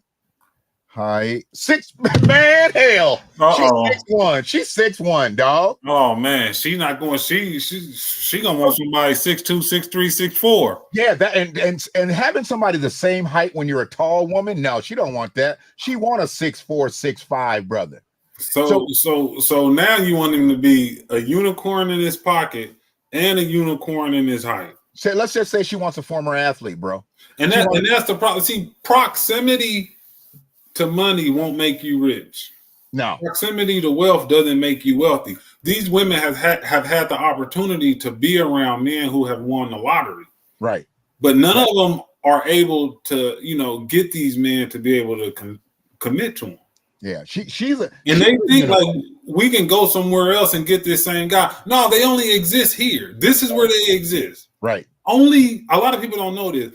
Only a little bit over 5,000 people have played in the history of the NBA.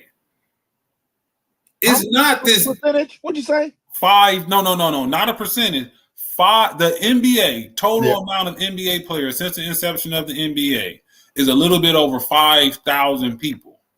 Dang. Since the history of the NBA. That's a small auditorium. That's with the people that's come in and played a half a year, like Khalid El-Amin and people like Mateen Cleaves, up to the people like Kobe who got 20 years in, and Vince Carter. 5,000 people. 5,000 people. So let's just say, okay, 5,000 people, and you got 4 times as many players on a football team, or so you got 12 on a basketball team. Now the thing with the football is, NBA has been getting guaranteed money for a while. There's a lot of people that you meet that played in the NFL that ain't never seen no money. They just started getting guaranteed money, and getting things stipulated in their contract. So even if you say 20,000 people, what percentage of those people have touched any money? That's true. Yeah, you're talking about plumbers and stuff who showed up on Sundays. Well, hell, Mel Farr and all them cats, Lynn Barney, all them cats that played in the 70s, they were selling cars in the off season. That's why a lot of them ended with car dealerships and stuff like that. They had off-season jobs into the 70s. I mean, people like O.J. Simpson didn't have to. He didn't have. He was a different $1 million contract. Yeah, he had $1 million contract. He had endorsements and stuff like that. But a guy that was a star here, he wasn't getting that type of stuff. He wasn't. I mean, I get what you're saying. But yeah, she's gonna be single. So it takes you to what's the value of a man, right? Does he have any intrinsic value? Does he have any capabilities to, be beneficial outside of what he can provide? Financially. Because, because he can still procreate, right? Can he educate you on anything? Can he give you any guidance? Can he still protect you? Right? I mean, can he lead you? She's not looking at any of that. She doesn't want. Now she's basically saying she doesn't want a man that can protect her spiritually and protect her sanctity and protect the Cari Champion brand. What if you've got somebody who can protect your brand, but you don't want him because he makes considerable less money? I mean, a lot of these women are finding it, I don't know, difficult at the end. I understand. I didn't like the situation from the beginning with who was the guy taken? Mary J. Blige. I thought he was a sack chaser from the get-go. He just didn't look right. There was something about that cat that just didn't look right, and now look at her. She paying alimony to him, with the most recent, Halle Berry. She gonna go down in the Guinness Book of Records as a black woman that paid child support to the most white men. But that's the problem. You don't want no broke black man, but then you go outside of your community and you'll take a broke man there, right? You have all of these women who are paying some type of alimony to somebody who's not even in our community. So you went across the tracks and you didn't go for the quote unquote high value. You just any old body who came, you took them and made a family with them. She had Wesley, she had David Justice, there were several brothers that she had. Now I know that they may have had their flaws and things like that, but you went and got 2 broke Brad. You went and got a Brad and a Chad, and now you pay. They were broke. And they calling you nigga. Man, that's the crazy thing. She said that in court. I'm thinking to myself, like, really? So you you think they just start calling her that? Exactly. Because in their mind, they saying that we might not have money, but we come from a group in America that has the most money, that controls everything, has the highest income. Well, not the highest income, but the highest wealth. Right. We control everything that matters. It's a privilege for you to be with us. And that's how she's seen it as well. Yeah. Because you would have never went for that brother if he was dipped in chocolate. No. You wanted the other version. Like, the other version was good. And I see this time and time and time again. I'm like, hold up. You have all these expectations when it comes to the people that's been broken, chained down, and just disfigured in America, right? Just ran a train through our whole community, right? Just tore our whole families apart from the very beginning. And when we looked up to see any semblance of hope, they stumped it out. Right. And you got the highest expectations for this group of men, right? Right. Highest homeless rate, highest unemployment rate, last to get hired, first to get fired. You know, everything is upside down with it. It's not just inverted when it comes to Black women's marriage and divorce rate. When it comes to our whole community, right? No other community has the women more educated than them, the women, you know, more employed than them, the women even being close to being, you know, having a semblance of income that compares to them. No other community has this, but ours. Right. Everything in our community is inverse when it comes to the, you know, when it comes to single families, right? Having home ownership. Everything is inverse in our community. But when it comes to us, your standards is yay high. Right. But when it comes to them, you know, I'll take run of the mill anything. And I see this over and over and over again. I'm like, is there any value in getting with an American freedman man, except for him being economically a unicorn? And that's the problem right here. What we're crucified on is that, you know, it's always been this thing of Black men don't take care of their kids. But statistically, we take care of our kids better than any other ethnicity out there. And are more versatile in the home, cooking, cleaning, washing up, changing diapers.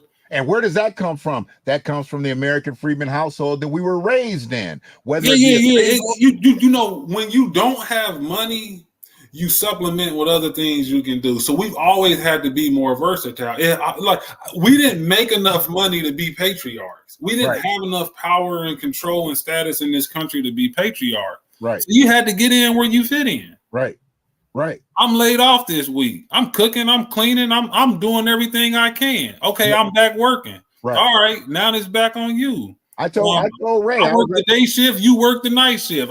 Come on, man. We always got in where we fit in, and because of that, we've acquired a certain amount of talents around the house that seem to get overlooked a lot of times by our own people.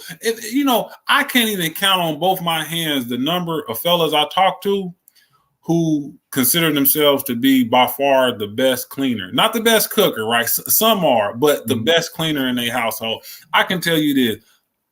I've never been in a relationship where I wasn't the best cleaner in the household.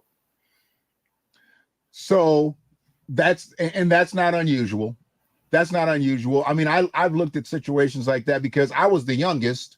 So I had to learn because I watched my brothers.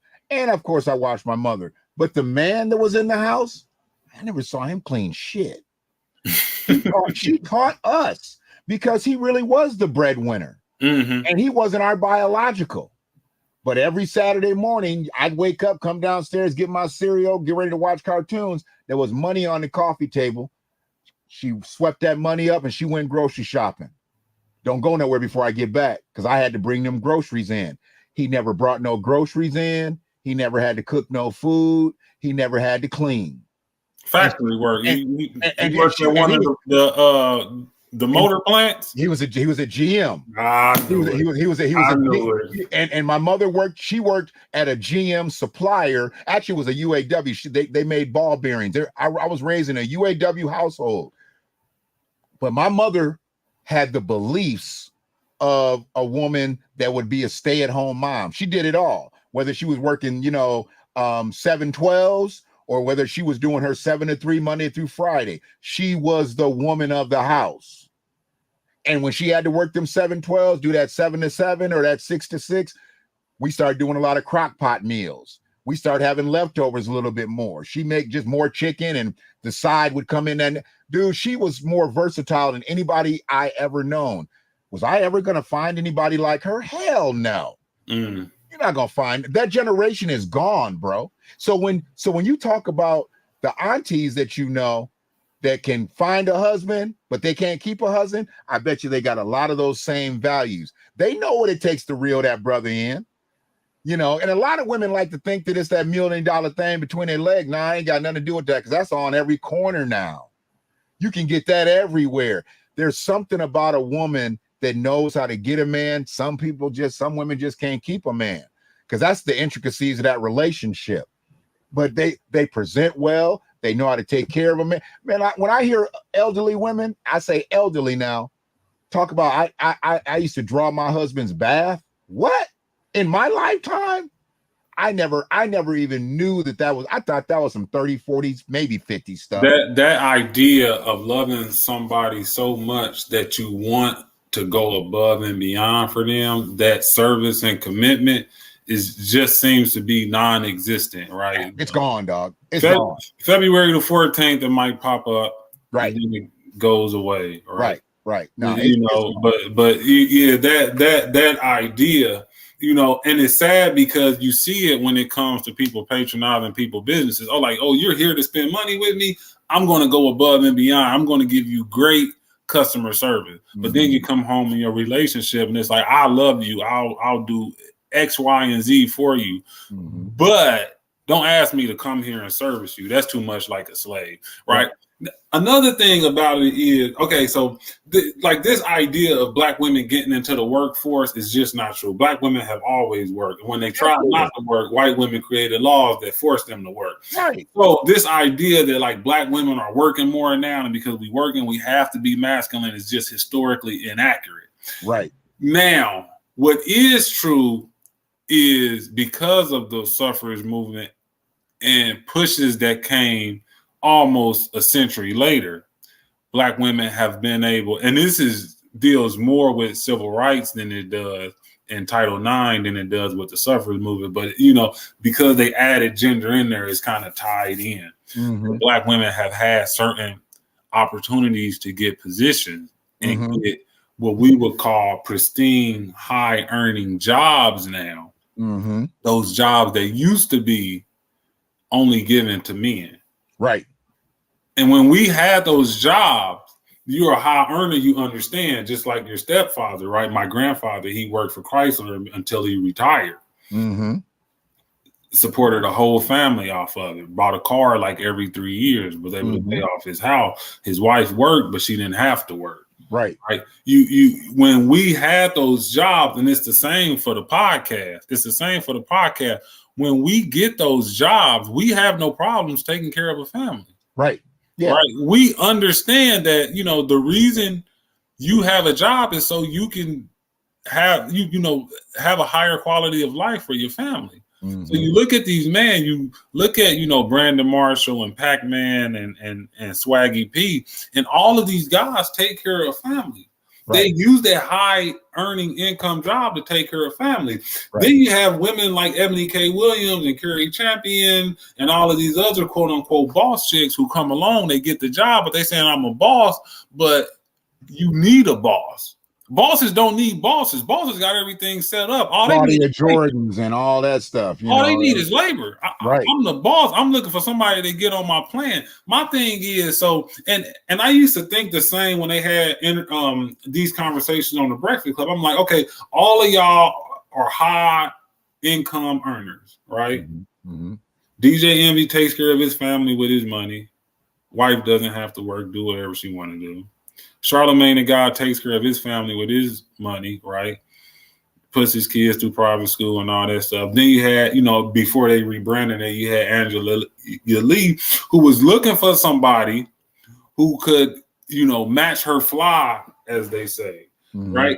And my thing is, well, if you want to wear the pants, then wear the pants, right? If you make if you making all this money, why I gotta make a bunch of money? Right. If you in the top 1%, if you in the half of the 1%, why can't you get an average man that make $40,000?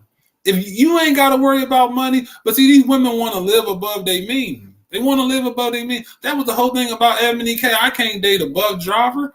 if I'm on a private jet and doing this and doing that, it's like you don't make enough money to be on a private jet. Why are you on a private jet? You holding on to somebody else's coattail. That's such a misnomer, bro. Most of these people have never even gotten in the air on a private jet. I was listening to a podcast a couple of days ago, and they said, go back and look at your favorite person and see the private jet that they were on. He was like, then look at the window that they sit next to. Most of these people don't be in the air when they be taking these selfies in these private jets.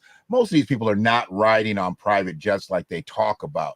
You see them walking on and walking off. Mm-hmm. There's a lot of photo opping with these private jets and stuff like that. And that creates that divide where, you know, I mean, that baller lifestyle. I just found out people be taking these pictures like down south, like, you know, Miami and stuff, taking pictures with Lamborghinis, this and that. You can tell everybody you rented a Lamborghini, but they be having the cars, I guess, set up on certain corners, and people can just walk up to them and take pictures in front of them. There's so much fake and fraudulent lifestyle out here. That's all social media lifestyle. You know, Kevin Hart was telling a story about when he charters a private jet, they'll call other celebrities in that area to basically go in on it. Yeah. Like, I'm headed this place, you know, you want to put in on it. Jay-Z them headed, can I jump on with you? Like, it's not, you know, and they're at the top of their industry. My thing is that, you know, okay, so y'all want the job, but y'all don't want the responsibility of taking care of a family that come with the job. And I'm not saying that the man doesn't have to work. Whatever you doing, an additional $40,000, $50,000 could really, you know, benefit a household, regardless of what the other significant other make. That just means he makes something and he doesn't have to go into your pocket all the time to get things taken care of. But my whole thing is that, okay, so y'all want to be the boss, but y'all don't really want to be the boss. Y'all want to be a leader, but y'all don't really want to be a leader. Y'all want to co-lead. How about this? How about we take those jobs away from y'all, since y'all not doing anything productive to the community with them, box y'all out again, and then just give them to the men. Because we know when the men get these jobs, they're going to take care of a family. Take care of a family. When you get this job, you're going to just take care of yourself. You're going to be on Rodeo Drive buying things you really can't afford. Right. You just going to take care of yourself. The reason you get a high-paying job is to increase your quality of life, right? Why but like I said, you know, a valet. Why would you go get a valet or security when you got a husband? Your number one protector should be your husband. It just don't make no, and that's what I mean. Like you don't really want this position. You don't really want this position. She even says in the interview, you know, like, I want a man to come in and take care of me. You should have thought about that. You know, understand this. Most countries don't even do 12 years of formal education, right? When the marriage rate was higher, our graduation rates was extremely low, and that was just high school. College was basically non-existent. Nowadays, let's just say a woman gets married at 30. She starts school in pre-K. Then you got kindergarten. By the time she's 18, she's graduating high school. She got 20 years of school at 18. I say she's go to college for 4 years. Right now she's 22 years old. She got 24 years of she spent most of her life in college, right?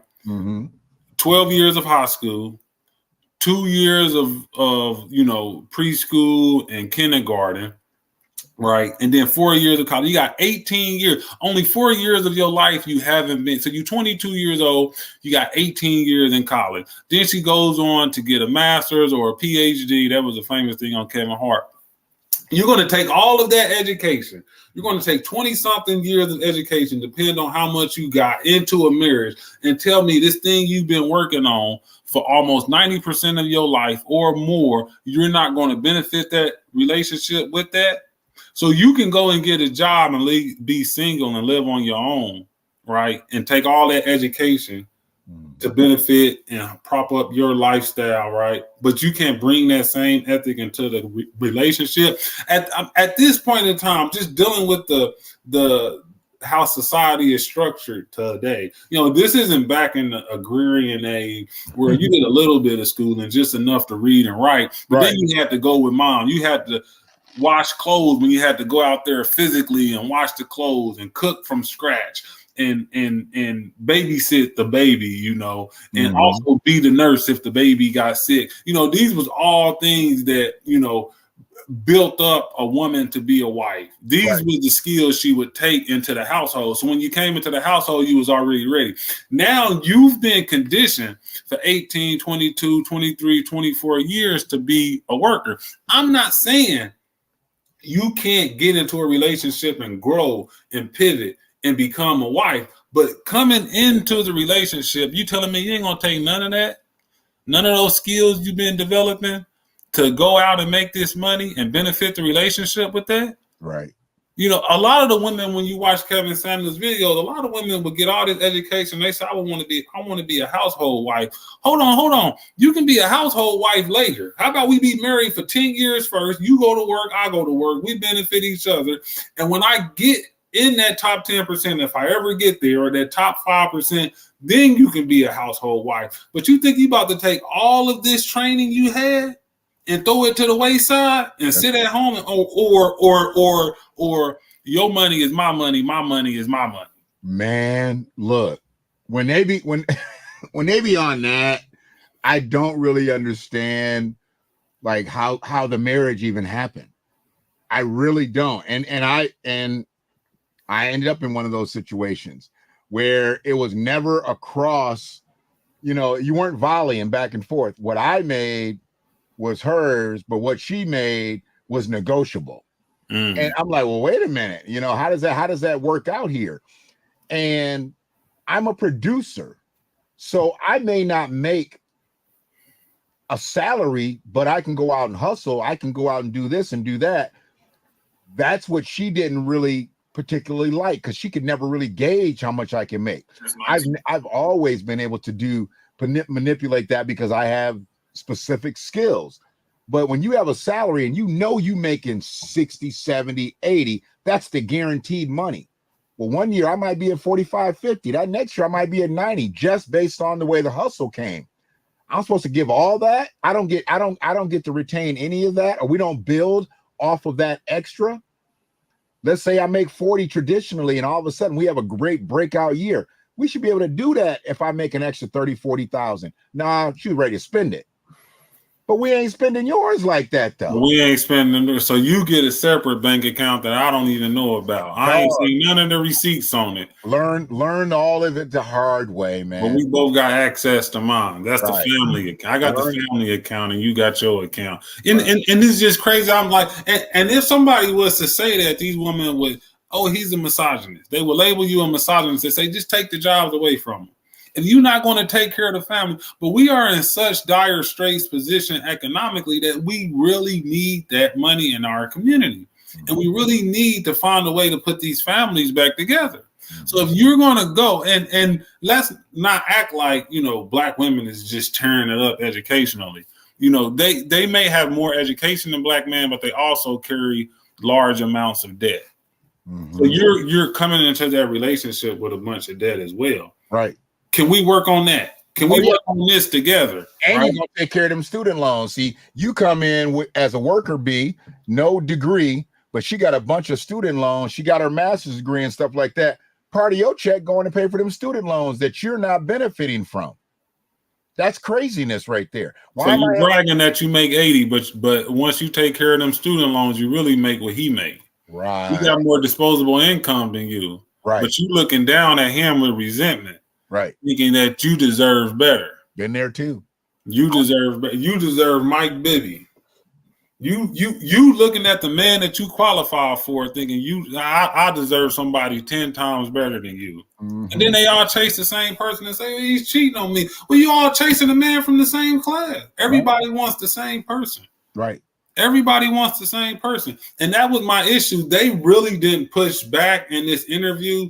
She was talking wild. And I understand, like, this woman, 45 years old. Right. it's pretty much over with from her. When the same rhetoric that we heard from Ebony K. Williams. These women have aged out of the dating market. When you see Ebony K. now, she's talking about freezing her egg and her journey to single motherhood, right? Mm-hmm. This stuff is destructive for our community. This is not what we need the younger generation to be growing up on. I've made a lot of mistakes. And anytime I can talk to somebody younger than me, I'm like, whatever you do, don't make the mistakes that I've made.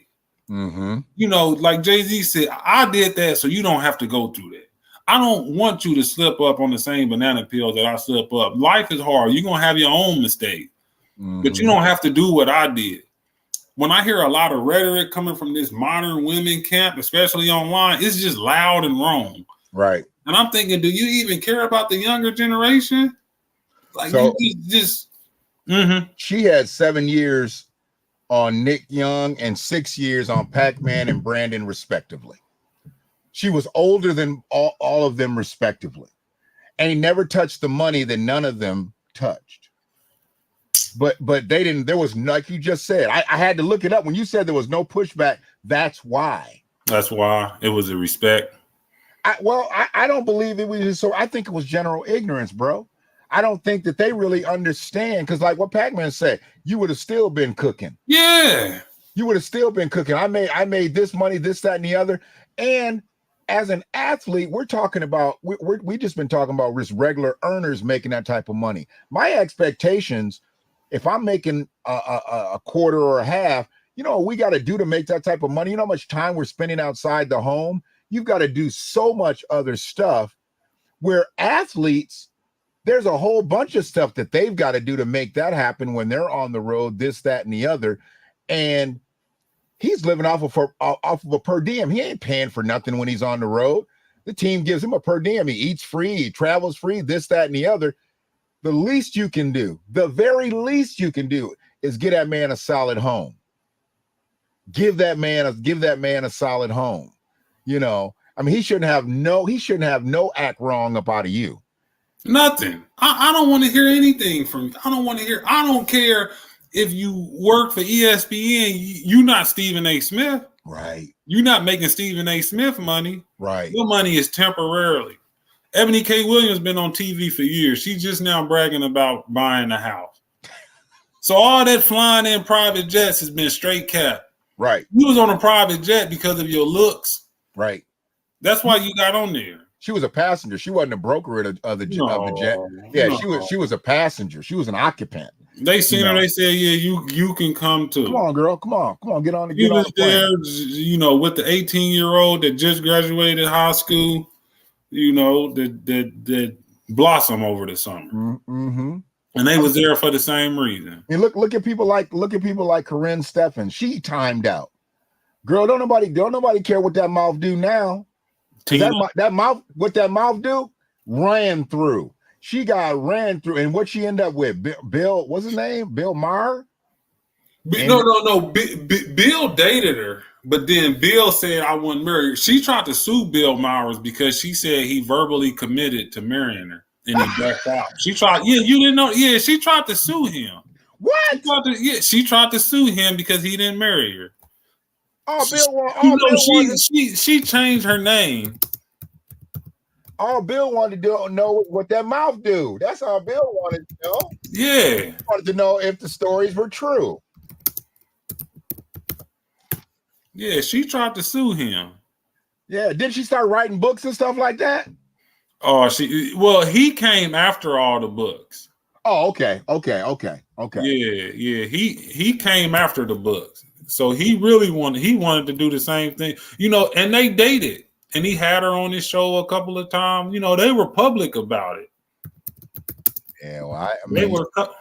Yeah. Oh, she lost her luster once she actually did like the real porn scene and all that stuff. She lost her luster because dudes was okay with it. Them celebrities was okay with her doing it on the low, but then she went from the video vixen to where she wanted to shine. If she had kept her place, she'd have ended up a multi-millionaire. She'd have ended up a multi-millionaire because she could have literally been like, I don't know. And I'm not promoting that type of lifestyle, but girl, you was known for one thing. You was branded for one thing. That's where you should have stayed. You should have stayed in that lane. And where she went down was when she clowned Bobby Brown, saying he was sleeping on her couch and stuff like that. See, she was going to be more valuable anonymous. That's exactly what I'm saying. Those tell-all books and all that stuff, it got her notoriety, it got her celebrity hunting, but her value just went down the drain. She was basically, you know, if you was seen in public with her, she would not only, you know, destroy your image, but maybe your wallet as well. You know, you would, yeah, she was bad for business because people would be afraid to endorse you knowing that she would possibly come out with a book and have some things in there that would sully your image. So yeah, she was just bad all the way around. But that's the thing, she was ahead of her time, because now you see people, they feel that, you know, attention is greater than currency. Right. And it took her down. But you know, you had the rapper Trina. You just had a host of women that could have had at one point in time any guy they wanted. Right. They all was going after the same guy, and you don't get married. Then you see people, and I'm not, this is what's labeled as, I'm not saying this, but you know, when people look at somebody like Nicki Minaj, they say, well, she married down. Or they look at Cardi B, they say she married down. You know, but it's, you know, common that, you know, no, she just got the person she qualified for. Right.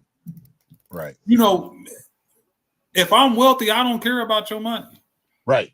I don't care. It would be nice if you can contribute and still be pleasant, right? Still be, you know, feminine and friendly and fit and get on my plan, right? Because this is one thing, you know, they never talk about online as well. And correct me if I'm wrong, but for the most of us, it don't matter how much money she got.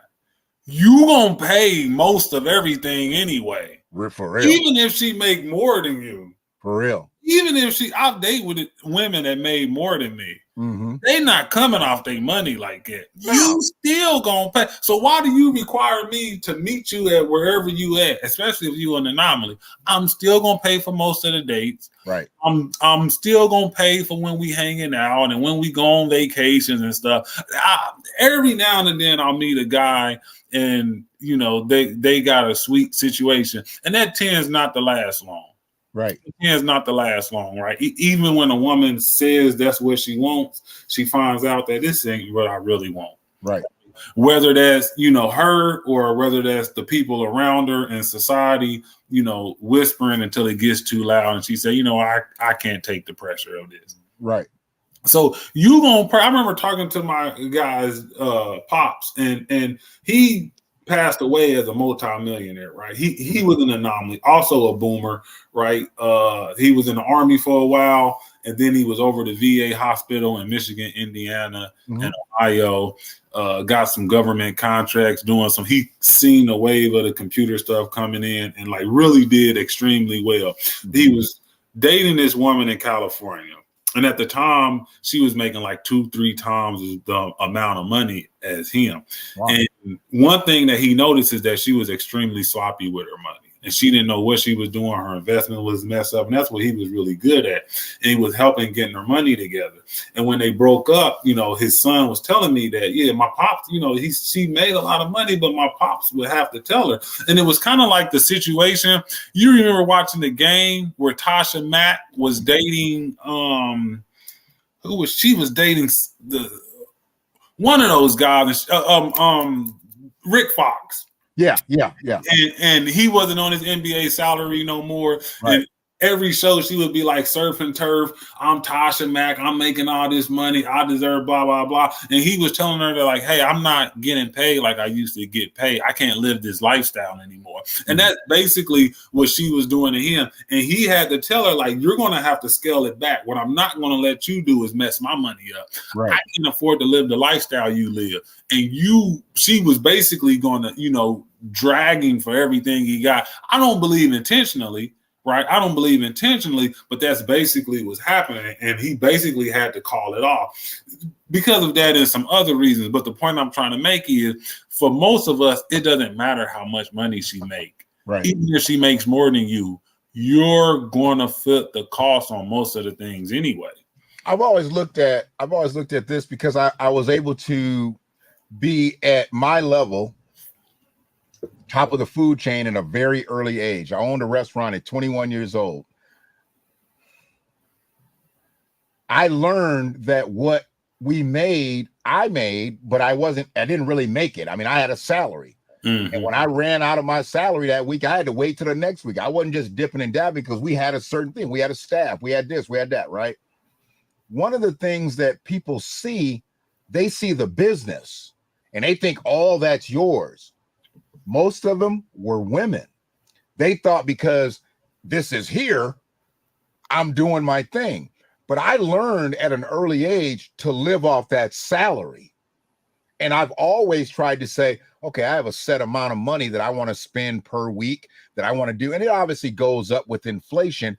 But when you start trying to live just based on what you're earning, you're going to lose every time. And generally, you're going to lose because of the woman, because the woman wants to live better. But my problem is this. You like fried chicken back. And I mean, I don't even eat meat no more. So it's different for me to talk this way. But you like fried chicken. You like pork chops. You like this, like that. Why you got to start eating filet mignon and prawns because we making more money? You was good when I would go get you a pound of shrimp over at the shrimp shack. Now you got to eat, prawns. I mean, why did your appetite get bigger? You was good with a ribeye. Now it's got to be the filet mignon medallion with the this, that. Come on now. Things change that much? No, your appetite ain't changed. Your palate didn't change, but everybody thinks you got it. You used to shop at, J.C. Penney. You used to shop at Macy's. Well, it was Hudson's back in the day. Now you can only shop at these high-end stores. It literally happens every tax season. Oh, man. Where a person taste will change for 45 days. Come on, man. It's like them tax ballers is something else, boy. Man, it literally happens for about 30 to 45 days. You'll see people taste change, and it's a lot of people, crack jokes about it. But I'm like, I understand it. That's not no real money, right? That's I'm a small business owner. I own a small trucking company, right? So the overhead is high, right? Absolutely. And it's so high, I have to tell, my buddy who I partner with sometimes, like, man, stop telling people, what we gross, right? Because we ain't got none of that money. Like, they been done kidnapped us and found out, man, these guys ain't got no money in their account. No, like the overhead is high, right? You basically got to get everything paid off.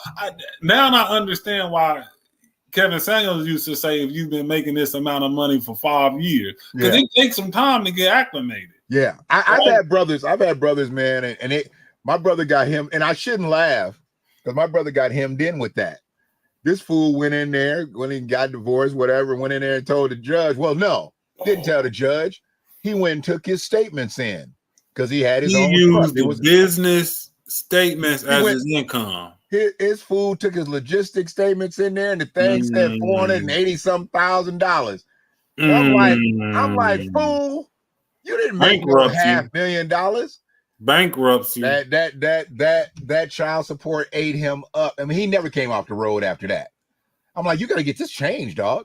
You don't make that money. That's the company's money. Nobody sues. Money. Like, imagine taking Phil Knight to court and trying to get what Nike makes. Come on, man. and his wife, because it was a bad divorce, she let him do it. She easily could have said, he don't really make that money. His attorney should have stopped him. What attorney? He didn't think he needed an attorney. Oh, wow. Oh, he didn't think he needed because he figured he knew he was going to pay child support. He knew he wasn't going to be in the house no more. He had those aspirations of, I'm just going to drive and I'm just going to grind. No, dude. Oh, he thought he was going to make more money and that was going to overcompensate. Yeah. No, you got more costs now, bro. You living on the road. You got more costs now. And he just didn't understand. And like I said, because I had the luxury of seeing it from an early age, people didn't really understand. And I try to tell people, like, I mean, I think we did, and this is 1991 to 1993. I think the top thing was like 420, 430. I didn't make $430,000, dude. That wasn't my money. What? That wasn't my money. That was business money. That's why I always have to bring this up, though. That's why I always start with this for a reason, because every other community can use this, right? This idea of hypergamy, where she marries up into a man who has a whole bunch of money, isn't true, right? It's just rich people marrying richer people, or vice versa, right? Wealthy people marrying wealthy people, and he doesn't really have it, right? You can't. For the most of us, unless we hit the lottery, you're not gaining no generational wealth from one generation. It wouldn't be generational wealth. It's just one family who's been able to attain generational wealth over time marries another one. And some of that money is poured into him and she marries up. So there's really no idea of hypergamy. But in our community, we always talk about income. And my thing is, from being a contractor to being a business owner, also most of my life being a W-2 employee, is that I can gross.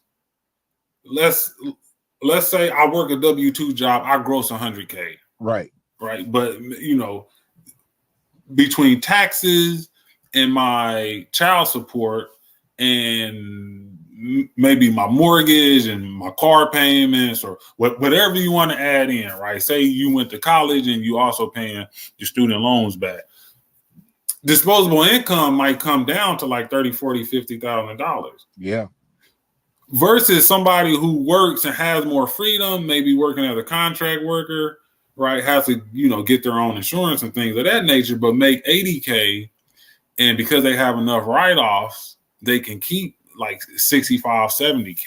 And you'll say, oh, so that's why this fictitious conversation of he needs to make $100,000 is funny to me. Because one, we ain't got no money. Right. The income that we do have, we got to use that to facilitate our life and our children's lives, and sometimes give money up to our, parents and grandparents and do whatever you can. And this starts to happen once you get around that $50,000 mark. Right. We ain't even talking about 100,000, right? But for people who do have that as a standard, it's like, do you even understand money? Because this man may make 60, 70 and have more disposable income than somebody who makes 100 or 150. So this idea that, you hear this online all the time, and I've never seen nobody go at that. Like, what does 100,000 even look like? Right. Because a lot of times when I hear he needs to make 100,000, what they really saying is he need to make 250 and have 120, 130, 140, 150 of that to be disposable income, because that's the lifestyle I want to live. And that's another thing that I kind of felt like Kevin Samuels had it wrong when he used to have these conversations with women. But kind of to his benefit is that the whole conversation was just off kilter, because these women was just throwing anything at the wall and hoping to stick. Because what does 100K look like? It looks different depending on your expenses. It looks different depending on if it's W-2 or 1099, or you a small business owner and you got a bunch of write-offs. Right. All this stuff looks different. So when we talk about, like, what are we really talking about? We ain't talking about nothing, because we ain't got no wealth. That's what it comes down to. Right. If you knew what 100, especially now, post-COVID, dealing with inflation and all that. Oh man. And another thing, this is going down another road. Say we're making that $100,000 and we break up. The woman and we got kids. Why am I going to pay you child support to take care of the kids that I was already taking care of when we were together? Why don't you just let me take the kids and I'll raise the kids and you have visitation? That'd be too much like right.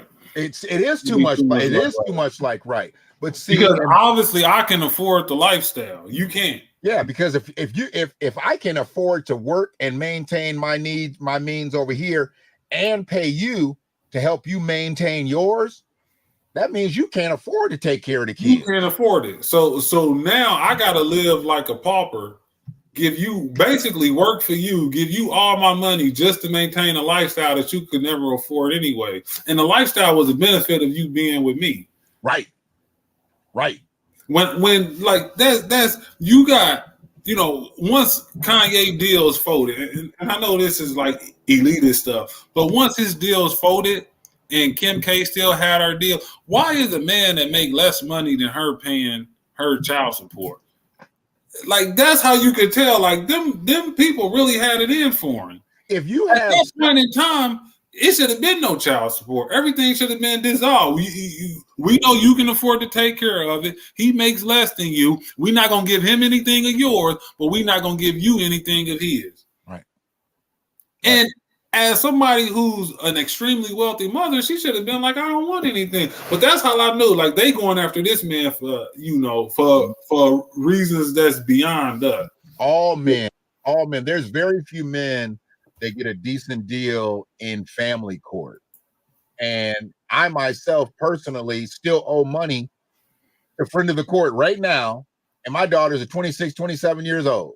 Most, you know, if this thing impacted our white counterparts like it impacted us, they would reconstruct this whole thing in a minute. And that's some of the work that T. Hassan Jr. is doing on his channel, you know, to kind of, you know, correct this thing. And he pulled up some information on one show that showed you that, you know, this arrearage of black men owing child support, this is really just an American freedman thing. It doesn't really impact other communities. Absolutely. And when you look at the wealth gap, why should it? Right? I got some child support. I just go get some money from my grandparents. Right. I just go get some money from my parents. Right. You bought my car. You bought my house. Right? I got my capital from you to start my business. Why wouldn't you help me with my child support? Look, man, one way or another. We need to be in the mindset that if I got to pay for my kids, I need my kids. But see, we're never going to get there collectively the way things are right now. We got too many brothers running away. Most of my posts, and I'm 53. Like I said, I'm 20% older than you are. I'm seeing these women out here. I'm at the game by myself. He didn't show up for this. Men are non-existent in a lot of ways, a lot of times, but that's because not that you ran them away. A lot of them can't be there. There's a lot of men that can't be there. If I gotta pay you $200-300 a week, I gotta be at work on the weekend. Right, I gotta be at work on the weekend. I can't be there at his games. You know, they actually incarcerate men for not paying child support. Man, I saw it today. I was in court today, and it wasn't even my case. I saw a brother get a delayed 11 month sentence. This is where we are in this county. He owes $14,000 in arrears. If he comes back in 11 months and he's down to $9,000 in arrears, they'll drop the charges as federal. That's the other thing that people don't realize. You owe that child support and they got like active enforcement. I don't have no active enforcement really. It's all electronic at this point. I ain't never had a warrant out for my arrest. I ain't never had my driver's license suspended. I never did none of that. Only reason I developed arrears over the years because I own businesses and trifling ass, you know, didn't say nothing. And I just let the money keep going because I was still doing my thing. If of course I wasn't paying for my kids, they'd have went down there and have been like enforcement. He's not paying me.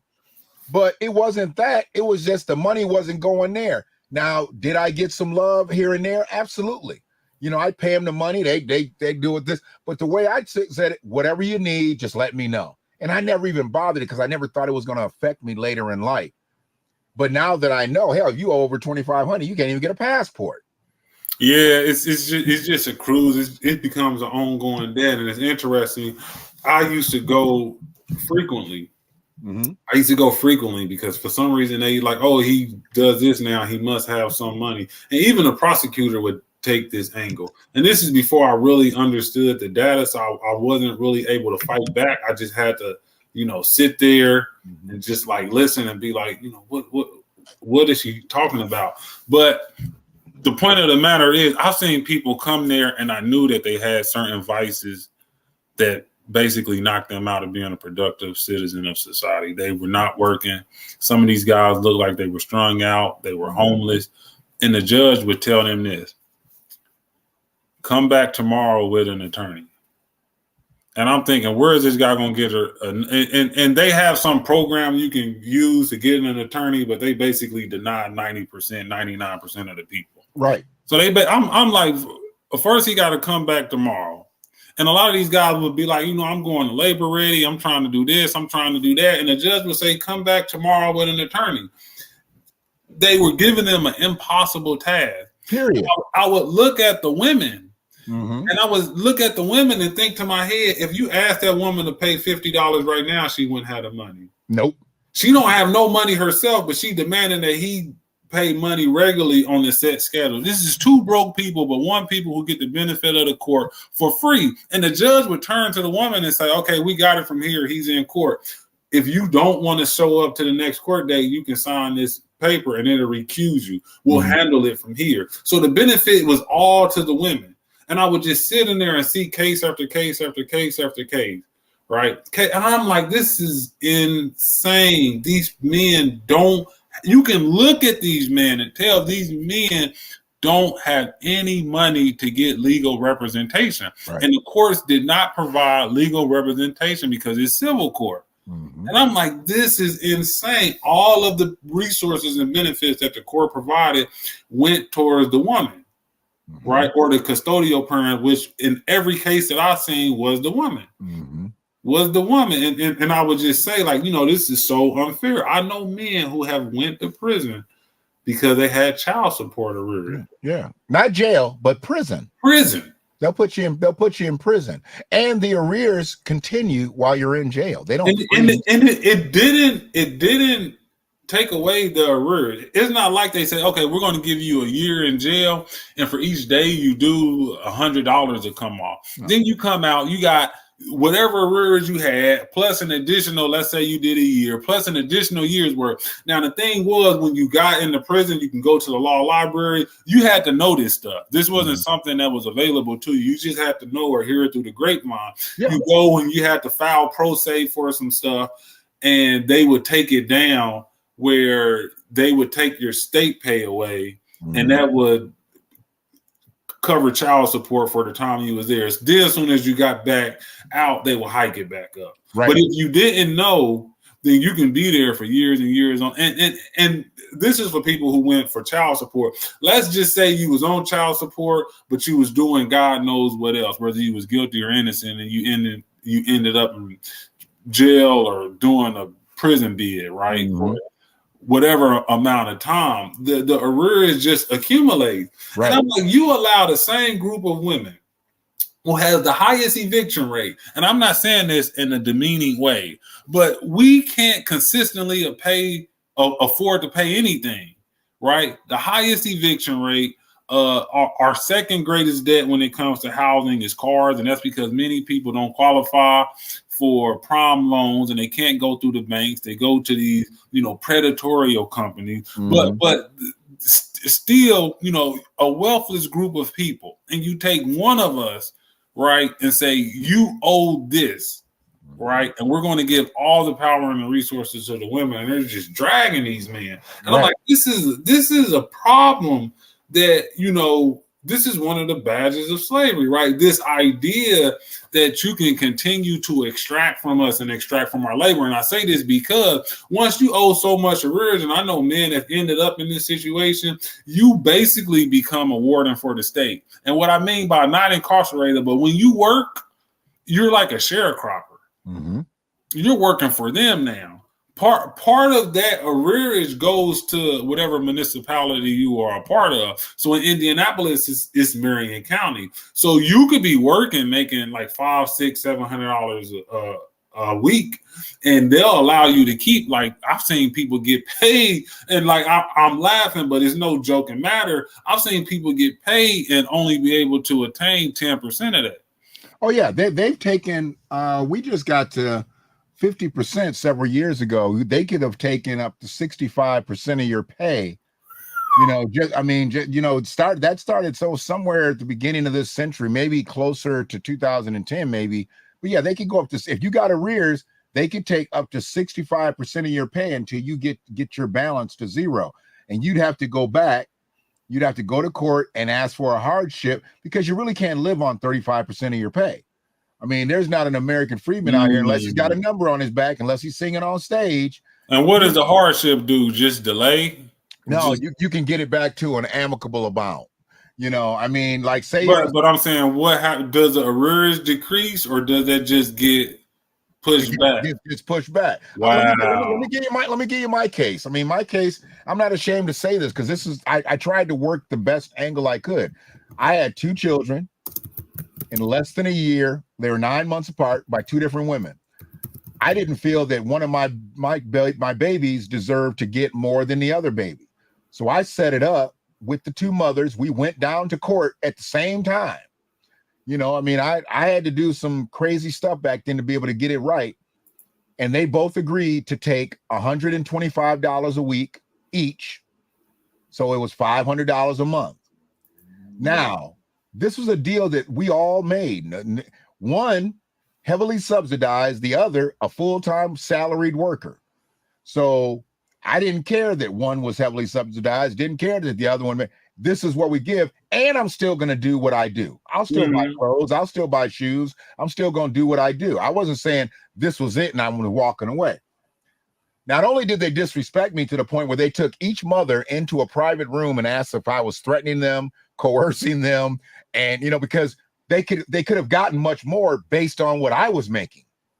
But no, they both agreed, no, this is what we plan to do, this is what we did. So that's when it's going good, W-2 working. When I went to a 1099 status, running my own business type status, that's when the arrears would come up. When the arrears would come up, I jump back into a W-2 status. If I got arrears, that 125, that could easily jump up to $200. That could easily jump up to $250 because they're going to do what they can do to get it all the way back down. Now, you do that over several years, man, I was paying $300 a week for both kids at one time. I know in Marion County, the prosecutor has discretion without even telling you to adjust your payment. And then you have to get in front of the judge in order for it to, get put back down. But then they can just go and it becomes a game of cat and mouse. Absolutely. But it's interesting that you said that because at this point in time, none of us is perfect, but the system capitalizes off of that. It's like they make money. What black man is safe? They make money off your money, bro. They make 8% juice off of the money here in Washtenaw County. They get 8% juice off of all child support payments. Yeah. That's something that was just brought up. That was just brought up about Cornel West. Said he owed $500,000 in taxes and child support records. Right. And this is a man who's written several New York Times bestsellers, right? Speaks all over the country, right? Records show West owes nearly $466,000 in federal income taxes from 2013 until 2017. This came after he accrued and later repaid a debt of nearly, that's a lot of money, and more than $34,000 in 2008. Additionally, he has an outstanding $49,500 in child support judgment from 2003. That's 20 years old. And 20 years ago. Yeah, Cornell's kids are well grown right now. And the one thing that they don't say, he's got those child support payments because primarily he's a contract worker. So the money, when he's a tenured salaried employee, they can pull that money out of there. Mm-hmm. But when he's a contract worker, he's mandated to pay that money himself. Of course, that money's probably owed, but he ain't never missed no child support payments. See, there's a difference between people see stuff like that and they automatically assume deadbeat day. I mean, they never think about, we have a limited source of income. It's not we have like this infinite river of money that just flows and you can pay some here and you can pay some there. All right. And they never think about, and these guys who get put on child support, you also get visitation rights. Mm-hmm. So what happens when your kid is with you and you have enough money to either do something for that kid right then and there or pay child support?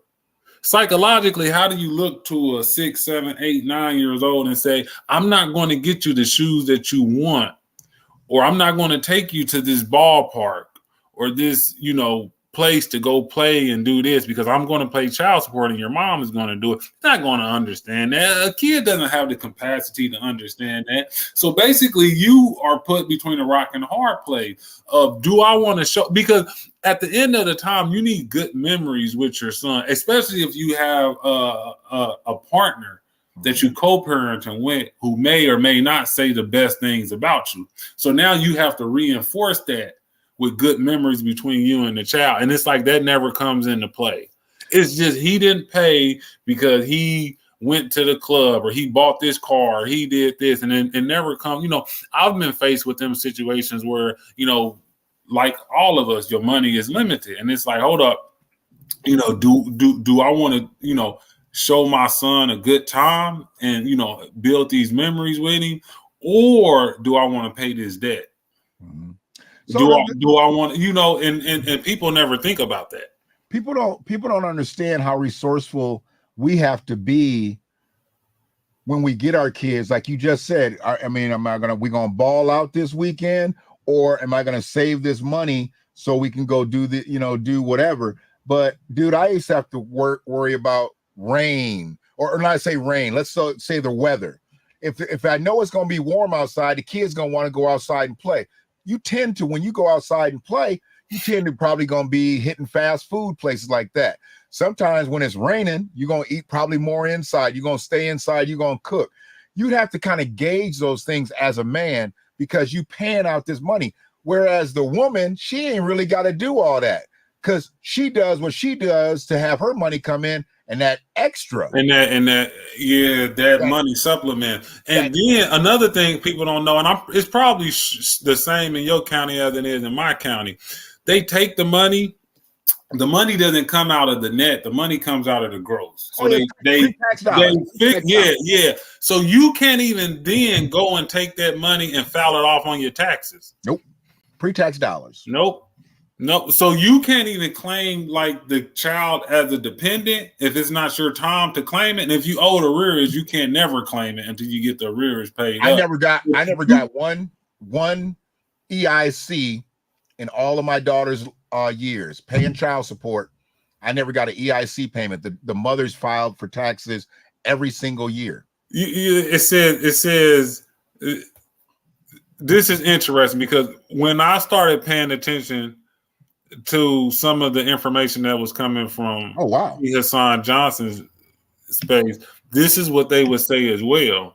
They would say the mothers, the small percentage of mothers that got put on child support when they fell behind, that the judge would just close the case.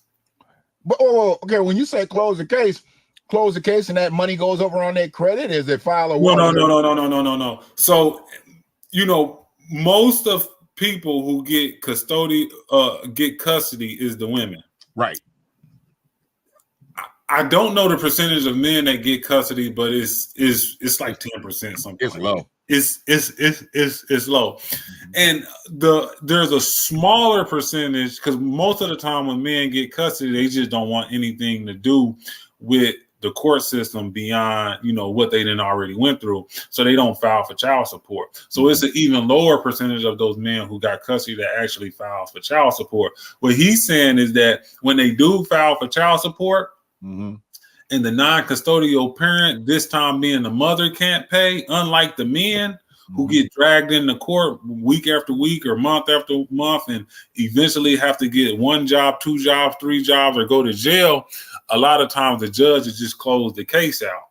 And this is some of the information that I've heard as well coming from men giving their testimony on others people's page, is that she got behind. And I thought it was my time to like really show her what she's going through. And the judge said, nope. They wouldn't even allow me to collect. Close it out. Ibrahim, they wouldn't even allow me to collect. When I got full custody of my daughter, they wouldn't even allow me to collect because they said my daughter's mother was destitute because she, had been in and out of prison and she was an addict and all kinds of stuff. It said she was destitute. I'm like, hell, what you think I am? I paid child support, real shit. I paid child support 5 years after having custody of my daughter. They wouldn't stop the payments. And when they did stop the payments from going her direction, they made them go to my other daughter's direction because I had an arrearage. I couldn't win. Unemployed. I've seen this happen over and over and over again. Unemployed men are going to child support court and they'll say, well, what's the minimum wage? And they'll prorate it. Mm-hmm. They'll prorate it and say, well, this is what you can afford. Yeah, well, I never had that luxury because I had to work. I literally got a relative. This fool owed $25 a week and still fell behind. Man, I've seen people, I've seen women on Section 8 get evicted. I've seen men who, I don't know how they got those. I know somebody, he has some issues going on, and they said he wasn't fit to pay child support. But yeah, I've seen, on both sides of the gender, like women on Section 8 who had to pay like $18, $25 a month for their place to stay, men on child support who had $20, $25, $30 a week. But it just goes to show you, and this is why I'm not a big fan of like we can build generational wealth through life insurance policy, because when you look at where our dollars go, our biggest expenditure is housing. Our second biggest expenditure is food, and then transportation, and that kind of flip-flops. I'm pretty sure. I was gonna say food now, but everything's went up. And then if you got any other money left over, the fourth biggest expenditure is insurance. So this idea that we're running around and we're broke because we're buying Jordan tennis shoes and Louis Vuitton clothes and all these luxury brands is just not true. And we know from Dr. Darity's work that, because we don't have wealth, when you hold for income, Black people spend more on education and save more. Our American Freedmen Brothers is doing as best as we can with what little we have to sustain a decent quality of life in America. Right. So, I'll sum this back up that says, I don't know why, when it comes to the dating and the mating in our community, that we have such high economic standards when we all come from nothing. Right. Cari Champion is from LA. Right.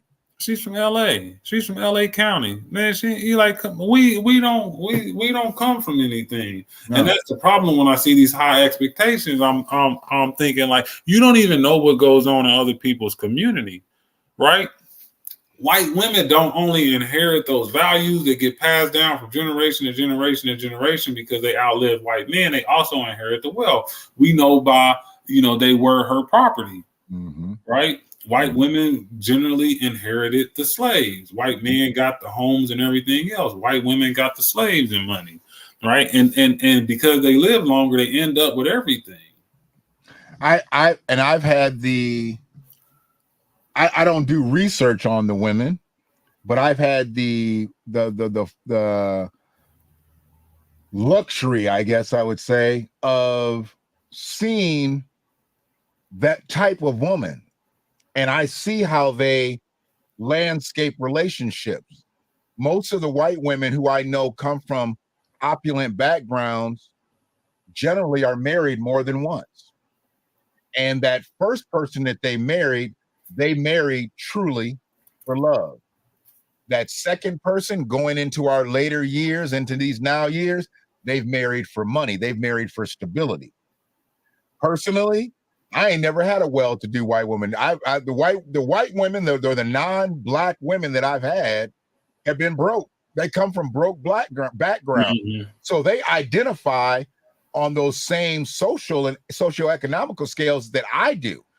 They didn't come from, look, dating somebody that had some money. I've been with a couple that had a little bit of money. Dude, I couldn't identify with those lifestyles. Now, I presented well when I met people in their family or whatever. All the people love me because they love the way I could break bread with them. See, I can talk to the janitor and I can talk to the CEO. I don't give a fuck who you, because I'm not scared either. And then when I could tell them things that they probably wouldn't have understood from our culture, that brings me in even more. But I look around and I ain't never been good at being the only brother in the room. I'm just not. I need to be around my people. Maybe there's not a lot of us in the room, but I'm not that guy. And there's some brothers that's when they get off into that lifestyle, when they get into an interracial relationship, they turn into your Carlton Banks type. I ain't never been that type. I could never be that type. I'm gonna be me. And if you like it, you like it. But the people that I do have in my life that are not American freedmen or that are on that other side, they know. They know. I mean, that's my biggest problem, dude. I ain't been able to be bought and paid for like a lot of the brothers that have dated or married white women. I get it. And I said it on a lot of my more recent casts. I could have lived a beautiful life as an African American. I could have been an African American man and lived a great life. I done had some great opportunities, Ibrahim. I've ran businesses, several businesses, worked for CBS Radio. You know, I worked in the car business and literally if I'd have just been that dude, oh man, who knows what would happen? Somebody probably would have given me a dealership. I probably could have been a dealer principal, but I just wasn't to be bought and paid for. I wasn't going to be nobody's boy. I wasn't going to be nobody's boy. And that's where I sit now. I mean, I'm on approaching expungement. I'm approaching to the point of where I'm going to get my life back. And when I get my life back, there's going to be some hell to pay out here because I'll be able to do the things that today I'm going to an open house in a school as a part of a nonprofit working with an enrichment program. I'm built to work with kids. I'm built to work with young people. The only reason I'm trying to get into this side of the life is because the schools ain't doing what the fuck they're supposed to be doing out here. And I'm not talking just because teachers are shit and administrators are shit. No, they can't do because they're paying teachers too little. They're paying teachers too little. They're paying administrators too little. So they're there for the bare minimum of what they got to do. When I see teachers beating the kids to their car and the kids to the school bus, that's a problem. That's a problem. And we got that a lot in this county. And it's unfortunate. When I go pick Ibrahim Jr. up from school, if I'm like 5 minutes late, half of the faculty is already out of the half of the faculty already going out the parking lot. I'm like, whoa. They gone. And you know what? And I'm telling you, his school lets out at 3. Yeah. They have 2 car lines that merge into one that go through the parking lot and out. And this is for those who don't ride the bus, which he doesn't. The drive line. And I got there, I think, like 3:10, 3:11, and that whole line was gone, and half the faculty members was already gone. And I'm like, the first day of school, it take about 10, 11 minutes to get them out. So they didn't superseded that. They did whatever they needed to do to get them kids up out of there. Yeah. And, it moves fast. Them people is moving. And, this is tragic, but at his first school, a year before he got there, they was moving so fast that there was an accident, and the principal's in the middle of saving some students from getting hit by a bus, got killed. But like and that goes to everybody's just trying to get people up out of the way and get up out of there. And keep in mind of this. A lot of those teachers and even those administrators that are running up out of there, they're not running up out of there because they're going to the bar, they're going to happy hour, they're going to a second job. Oh, I know. His auntie is a teacher. Yeah. My other son, Jameer, his teacher does private tutoring. Yeah. They're going to a second job. And why can't we pay the teachers enough money to where they're in that school until they can go home? Because now you got a tired educator. When they come back the next day, they good Monday, maybe good on Tuesday, but by Wednesday and Thursday, they tired of their asses because they don't work that part-time job all week. They not elite. We give all the money to them. There you go. And then they turn around and disseminate these elitist thoughts into the environment that the poor people turn around at the bottom 10%, bottom 1% turn around and say, you know what, I like that too. I think I'm gonna have that as my standard.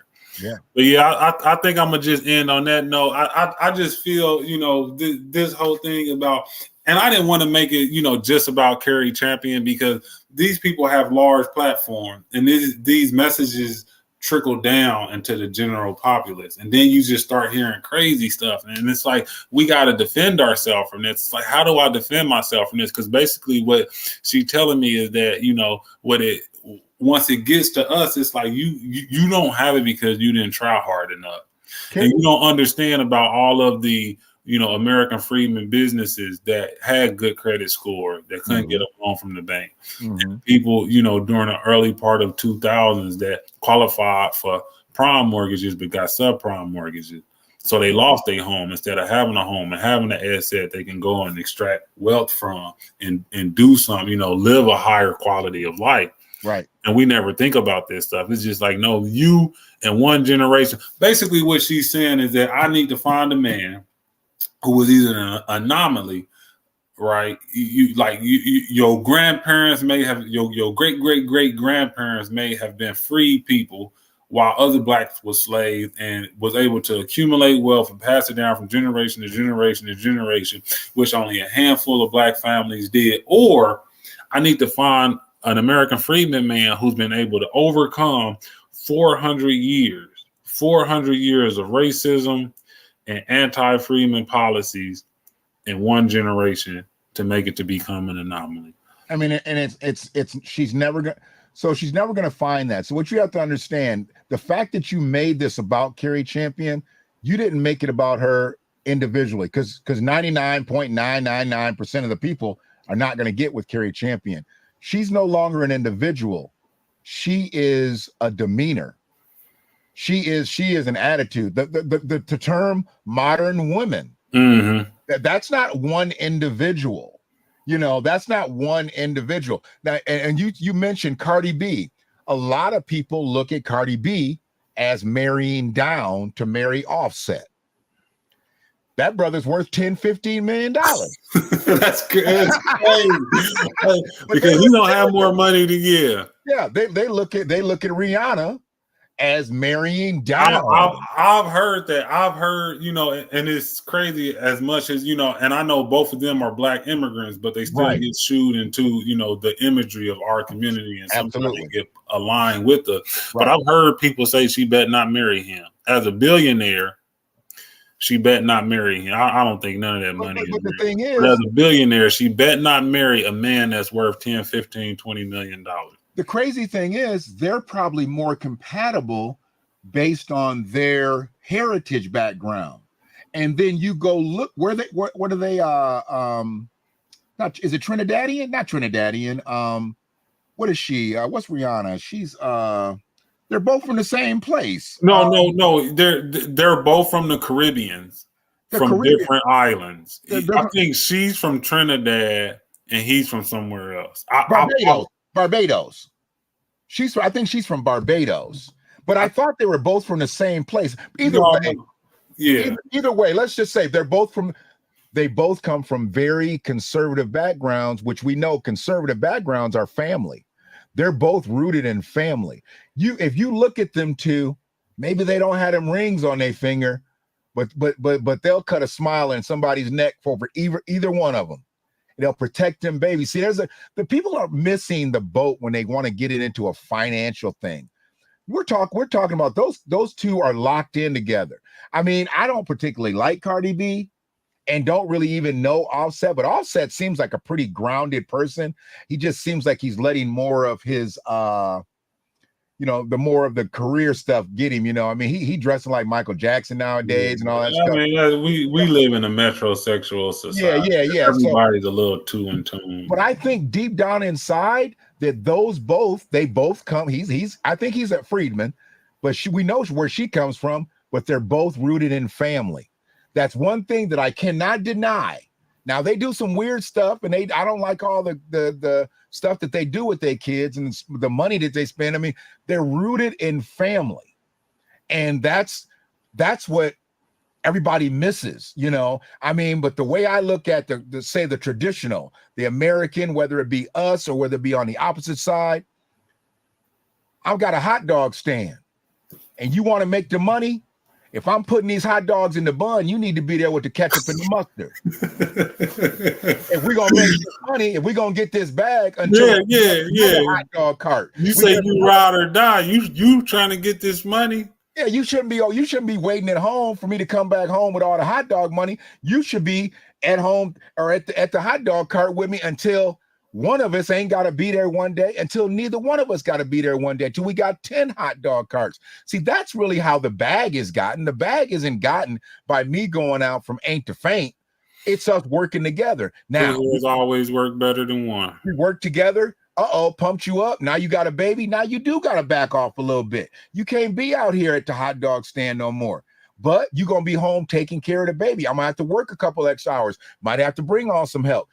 Everybody don't really understand how the bag is really gotten, man. Just make sure I got my lunch when I wake up. That's it. My dinner when I come home, so I don't have to spend no money while I'm out at work. And when I come home, I already know I got peace of mind and everything. And that's why, and that's why it was important, to show that data about couple people and married people do better than single people. Yeah. We just got these false narratives that's running around and nobody shows it, like really show and prove what you're saying. Really show and prove what you're saying. Then you can really get some correction on how you're thinking, because you may be wrong. And a lot of times people is wrong when it comes to relationships. Yeah. You get all this noise coming from the outside, and it's like, no, you've been hearing things. See, you got to tell a lie over and over and over and over and over again, right? And, after a while, it's propaganda. People will start believing it. You only got to tell the truth once. Right. I don't have to give you any more variations of that. This is what happened. Go do your own research. Go search. And that's why, I like to, show that data and, show people those stories and put things into historic context so you can really understand. A lot of people on this internet is just talking. Yeah. They don't read. They just talking. And they talking from their own personal experience. It's just anecdotal. And sometimes this is what I know. This is what I've been through. Blah blah blah. It worked. All you got to do is. And are they really talking from their own experiences? Or are they talking from the internet? They talking. Man, a lot of these people just did that 100,000. I know they making up that 100,000 because the way they talk about it. Yeah. The way it's talk about is that's not 100,000. That's 250, 300. Right. And that's after you got to think if you. Kevin used to say this all the time, like, you want a car? What type of car you want? You want a luxury car? He want a luxury car? What type of house you want? You want to take trips? You want to take international trips? That ain't 250. That's not 250. That ain't 250. That's actually closer to a $500,000. Yeah. That's actually closer to a $500,000. And that $500,000, one of them incomes might have to be a 1099. If you're trying to live.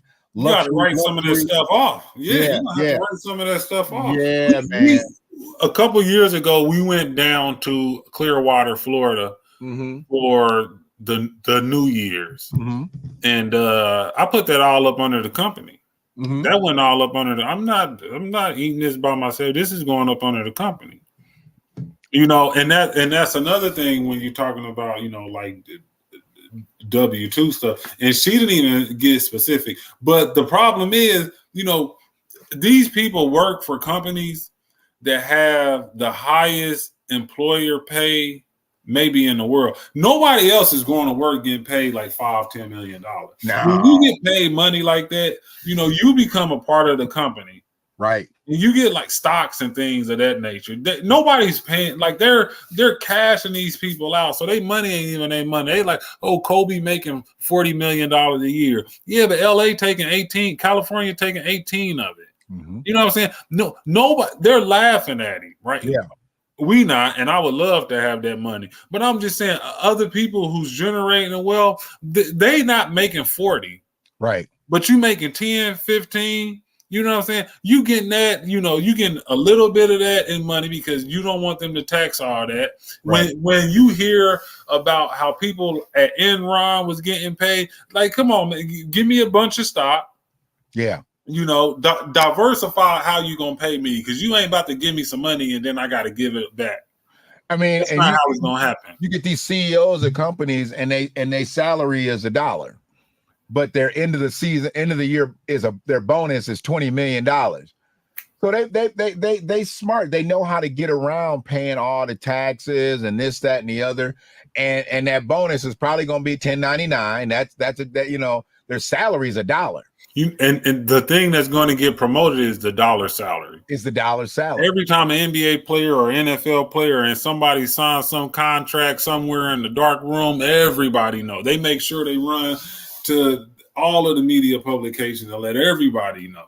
And I think too, and Rich Paul, I know he's the big guy now. He's like kind of today's Jerry. Well, maybe not Jerry Maguire. Wasn't a big guy, but where he's known as an agent. But he's probably what's the guy that was Michael Jordan's guy? I forgot what his name was. I forgot his name. But you know what I'm saying. So the big agent, Rich Paul, he has the power, I believe, because he's got the athletes. LeBron's near the end of his career. I don't believe the Lakers are going to be his last team either. I think he's going to end up going somewhere. I truly believe he's going to try to play with his son. Why aren't these players doing what Magic did? Everybody thought Magic was crazy, signing a 25-year, $25 million contract. That wasn't real money. They knew Magic wasn't going to pay 25 years. They knew good and well. They knew Magic probably wouldn't even played 15 years. Even without HIV, he probably wouldn't have played 15 years because he was more marketable not playing. And that money was mostly stock options to be a part owner of the Lakers. The day he stopped playing, he was a part owner of the Lakers. Why aren't more kids doing that? I listened to Rich Paul on Gilbert Arenas' podcast. Okay. And I've never heard David Falk speak. I just know he had a bunch of players in the NBA. Right. But what I will tell you is I think he's good at what he does. I think he understands what he does better than a lot of people that have went to school for it and have a college education, or maybe, attorneys first and then kind of, segued into that. But I don't think he can explain it. Rich Paul? Yeah, Rich Paul. Some people is good at what they do. Now I got to do it. Because they don't have that formal education, they really can't explain it. I'm going to listen to the podcast because, personally, I've never heard Rich Paul talk like at length. I've always wanted to listen to him to see what kind of mind he has. And I trust your opinion. Now I got to really listen to him. If you hear Rich Paul talk and you didn't know he was Rich Paul and he was just in a barbershop, you would look to him and you would say, man, why don't this dude shut up? He's that type? So I'm gonna tell you one story. He said. He says, you got to get in where you fit in. You got to do the things that nobody else wants to do as being part of the entourage of a professional player. If you're a part of the entourage of a professional player, you got to earn your keep. That means if they need their babysitter, you need to babysit their kids. If they going somewhere, you need to drive them. If they walking into the gym, you need to hold their bags. When I was, just getting into it, I was on LeBron James' payroll for 2 years, making $50,000. And I did everything I needed to do just to, stay and be a part of that entourage. The issue I had with that is that LeBron had a plan for everybody in his entourage. Most of these Negroes ain't got no plan. Right. You just go get the girls and the weed and make sure the spot popping before I get there, right? I don't have no problem with driving you to the game. I don't have no problem with waking you up. I don't have no problem being the film man. I don't have no problem going back to school and learning the trade. But I'm not about to be your peon. I'm not about to be no peon to somebody that's probably going to be broke anyway. Right. And now we all going to be broke. Right. You know what I'm saying? I got a plan for myself. A lot of the stuff he said was extremely elitist, and I just couldn't get with. But because we know who he is, and they gave him the utmost respect, they just let him talk. And I was listening to him talk, and I was thinking, like, man, I know he is who he is, but I can't digest this stuff he's saying. It's not. Queued up. I'm gonna be listening to it as soon as we get off the phone. Yeah, that was just my thing. But like, he also talked about him being a really great people's person, and that he's most proud of some of the contracts that he got that other people don't know about, like the Bancroft kid in Milwaukee, like, you know, people who came in and was undrafted or came in the second round and getting them guaranteed money. And I think he's amazing at what he does. But just like Michael Jordan, you can be amazing at one thing, but not at the educational and teaching aspect of it. You could really just be an anomaly or be connected to one of the greatest players that ever touched a basketball, right? Which gets you in the door with other players. When you in the door with them, look, and I'm not downgrading anything you do, right, as far as the corporate side of it. But anybody can, you know, as long as you got a pipeline from you to white capital, can go and talk to your own people and say, hey, you know, come with me. I'm going to get what's best for you. Because people outside of our community can't do that. They're not going to be able to relate and communicate to us like one of us can. Let me ask you this. Do you think it's him, or do you think he's being fed the info? You're a good judge of character. To be continued. Okay. I'm gonna let you watch the video. I'm watching it tonight. To be continued. I'm watching it tonight. Because I'm like you thinking like I'm thinking. Ibrahim, I believe if somebody gives us a dowry of $10 million and says, like, you're in logistics, and where logistics is a different thing, because I think you can probably do so many other things. I think logistics is a chosen profession for you, but you can do so many things. Let's say $10 million. Somebody gives you $10 million, tax-free dollars, to go start your own thing, and does the same thing for me. Rich Paul couldn't carry our bags. I know for a fact, because we haven't, what do you say, man, $50,000 with LeBron? Come on, man. He was on a payroll for 2 years making $40,000 or $50,000. Oh, okay. And he made it to this slate. Because I've heard of a bunch of people that were around LeBron. What happened to them other cats? They all are in position. Like, one of them does media. Like they all went to school and got, like, one of them still played. Went to school. Rich Paul didn't go to school.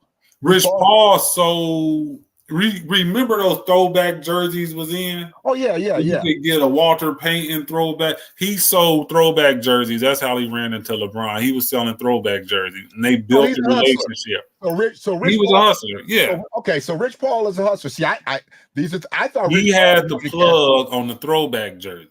And back then they were so popular, you couldn't get them unless you really knew somebody.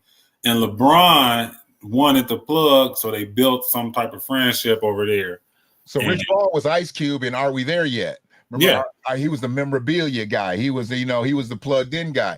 Well, okay, so he was plugged into a certain level already. He didn't go to Mount St. Mary's. I thought he was one of his teammates, so that's where I've been wrong. He wasn't like Drew Joyce and all of those other guys. And that's why he was actually the outside guy. Okay. Because LeBron is already LeBron about time he meets him. He just doesn't have the contracts. Yeah, he got the under the table money, right? Because we know he was driving Hummers and living outside his, coach house at this point in time. But he met him when he was on his way to prominence. Okay. And he kind of hitched his, hooks in him and rode to the top. So that kind of explained why he would go above and beyond. He's trying to make his stay with the group. And what is it with Adele? I mean, dude, come on, man. Also, another person who was at Invest Fest talking about generational wealth and building family, and he was part of that. Yeah. Oh, he said some. It was so much information that I had. I couldn't fit it all into one video. And the more I dug, just the deeper the hole got. And I just said, you were playing with Josh on Invest. Yeah. Okay, yeah. I said I just have to stop right here and do the video. I had some content from Robert S. Smith saying, we are in a generation where we are extremely privileged to have EYL. This is something that you couldn't got in any other generation. He said what they're teaching is more prominent or more greater than your labor or something like that. This come from Robert F. Smith. Yeah. Rich Paul was on stage saying some crazy, man, it was just so crazy. I just had to like stop doing research and just put this video out. Cause they had over 100 people on that flyer, and a lot of those people showed up. And Baron Davis said, go get $25,000 invested, and that's how you're gonna become a better businessman. You're gonna watch that $25,000, and you're gonna watch how it moves. Like they were saying some crazy. It was just so much. I just had to just cut it at just a few things. And that video was well over 2 hours. I just had to cut it, man. It was a lot of information. It went from $300 to $1,500 per person. What real person was really up in there? Were people or like regular worker bees up in there? Yeah. $300 general admission, and then you had to pay another $139 if you wanted to see the entertainment for that night. So what they did, they sold $300 general admission would get you Friday, Saturday, and Sunday. Another $139, or you can not go to the venue, to the conference, and just pay the $139 and just use it as a concert. Or you could pay, I believe it was $1,800. $1,800 gets you into the convention and the concert and choice seating, which was in the front, but it could have been in one of 3 columns. Then it went to $5,000, would have made sure you got prime seating in the concert and some memorabilia and a meet and greet with EYL. If you seen them on the street, you would just walk past them, probably, hey, what up, G? And keep it moving. And then it was $13,000 for lifetime VIP, and that basically encapsulated everything in like some of filming or something like it was just so much. Then I end up getting in contact with a woman that had went there, and she wanted to do the interview, but we had already did the show. Right. We might have to do a recast. It was a lot. I'd love to get a couple people who actually went to it and see, because here's the thing. We know that's a sham. You and I both know it's a sham. 2-3 hour waiting lines to get in every day. Oh, hell. So it's just like an amusement park waiting to get on a roller coaster and stuff. That's craziness to me. I'm not waiting anywhere to pay $2,000 to be somewhere. I'm not waiting in any line. Like you do it one day, but then you show up the next day, you got to do it again. Oh, hell. Then you show up the third day, and they told you on Friday, show up early so you could register. But it happened all 3 days. They say they finally rectified it Sunday, but that's not what the people said. Then they say they got there, they really couldn't hear anything. People was just coming and going as they please. I'm not talking about like the audience, but the people who were supposed to be on the main stage. They had several different stages. You had the people throwing the money up, doing all that, but that was at the booth that they said, hey, that's their booth. They can do whatever they want to do. Obviously, you had some twerking going on. But the main thing was that people couldn't hear, people couldn't see. It wasn't, and I don't really blame them for this because it's their biggest venue, that it wasn't accessible for people that was handicapped. And then the main thing was that the program was all out of whack. People basically who was supposed to, like, say, like Lala was supposed to be there at 3, she would just show up at 5, and maybe she would like so the whole program was off. Like if people even came at all, they just came when they felt like it, so they was just running things on the fly. No. See, I'd have been turning over some shit, and I can't be. These are the things that hurt us. 20,000 people showed up. What? So they're not being extremely transparent prior to, but after they are. And they basically tell the story of how they aligned with Steve Harvey. And once they became bosom buddies with Steve Harvey, he opened up his resources to them. So he brought them on his radio show. They were able to promote it. He promoted it. Mm-hmm. He's the one that hooked them up with Robert F. Smith. He hooked them up with Tyler Perry, who was also there. He hooked them up with, who else was there? Some lady who runs Chick-fil-A or something like that. They connected with him, and he basically did the rest. And because they have some type of deal with Revolt, you kind of see how Puff Daddy fits into all that. So let me ask you this: you ever mess with pocket watching with JT? Oh yeah. So pocket watching with JT just broke them down. He broke them down, and I've been on this crusade of watching people like him and Taharka and everybody, because I knew there were facades with all of these individuals out here. And I'm thankful that people like this exist, because I didn't think that they were as thorough as they sounded. They started to get a little bit too braggadocious with their stuff. So I knew that there were holes in their game as well. I knew all the stuff. So Rashad Bilal is the one that's always up front. He's a light-skinned, tall guy. Yeah. Played some ball for Hawaii University. He has a background in finance, but it's in the service sector. I don't know if he's American freedman, but he comes from a Muslim family. His dad is actually president of a finance company, and he's been that since 1990. His partner, Troy Millings, I believe that's his name. He went to school to become a physical education teacher, and that's what he did after school. So you're actually learning finance from a guy who's in the financial service sector. Meaning he's selling you some type of products. That's what his parents does. It's called Bilal, the Bilal firm, I believe. They, sell you, and you don't need a college education per se to do a lot of that stuff, right? But anyway, so yeah, and then so one guy has a background in financial products, and another guy has a background in being a gym teacher, PE teacher, yeah. So, and with that being said, because I'm not trying to discredit the brothers, because they're no, and that's why there was somebody who made a video when they was making fun of him being a PE teacher, but I'm like, I don't discredit nobody for that. I'm not gonna I do want to know if the person giving me financial advice has that background, right? And that's where I guess I've gotten lost with several of these people. All the way up to, somebody who's truly just a podcaster, but, everybody wanted to make him a leader in this reparations movement, was Tariq Nasheed.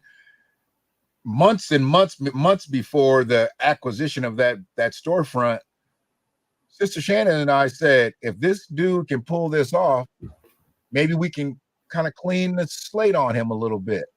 But we were both leery that he was going to do it, because he had never did anything and seen it through the right way. It was always had a money component to it, and that you talking about the hidden history, the hidden history nightclub, the museum, the hidden history hookah joint.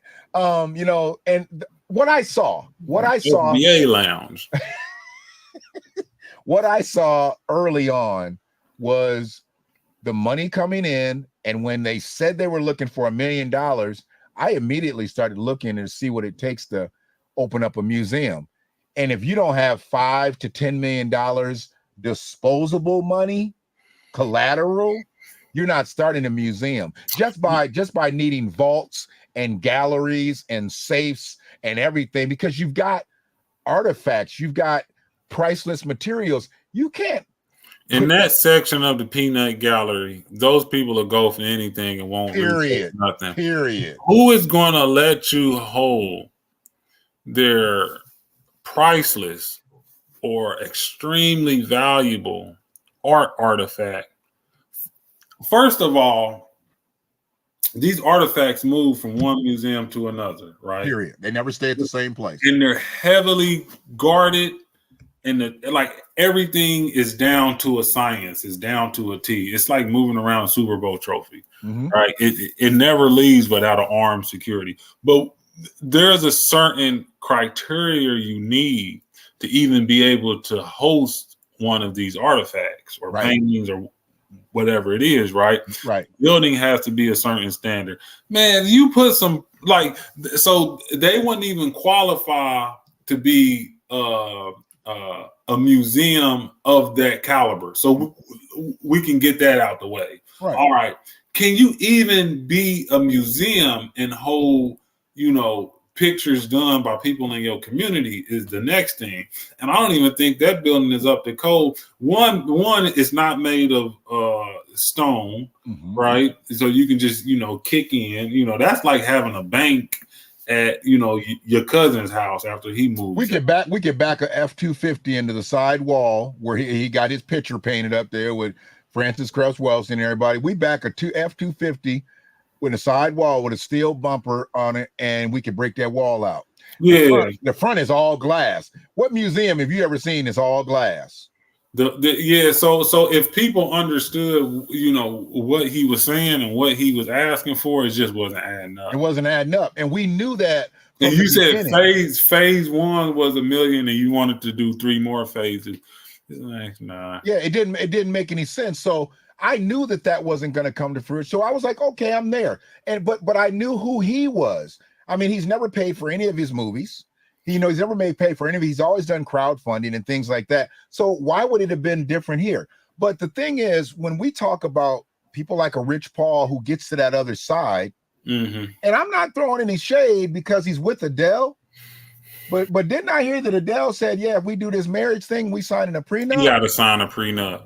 So you don't even look at your money as real money, dog. I think, and I'm gonna let you watch the interview first, but from hearing it, and I've heard this all the time, that's all LeBron. He's the ventriloquist, and because he's playing, he can't make those moves, so he got somebody making those moves for him, and that kind of makes more sense.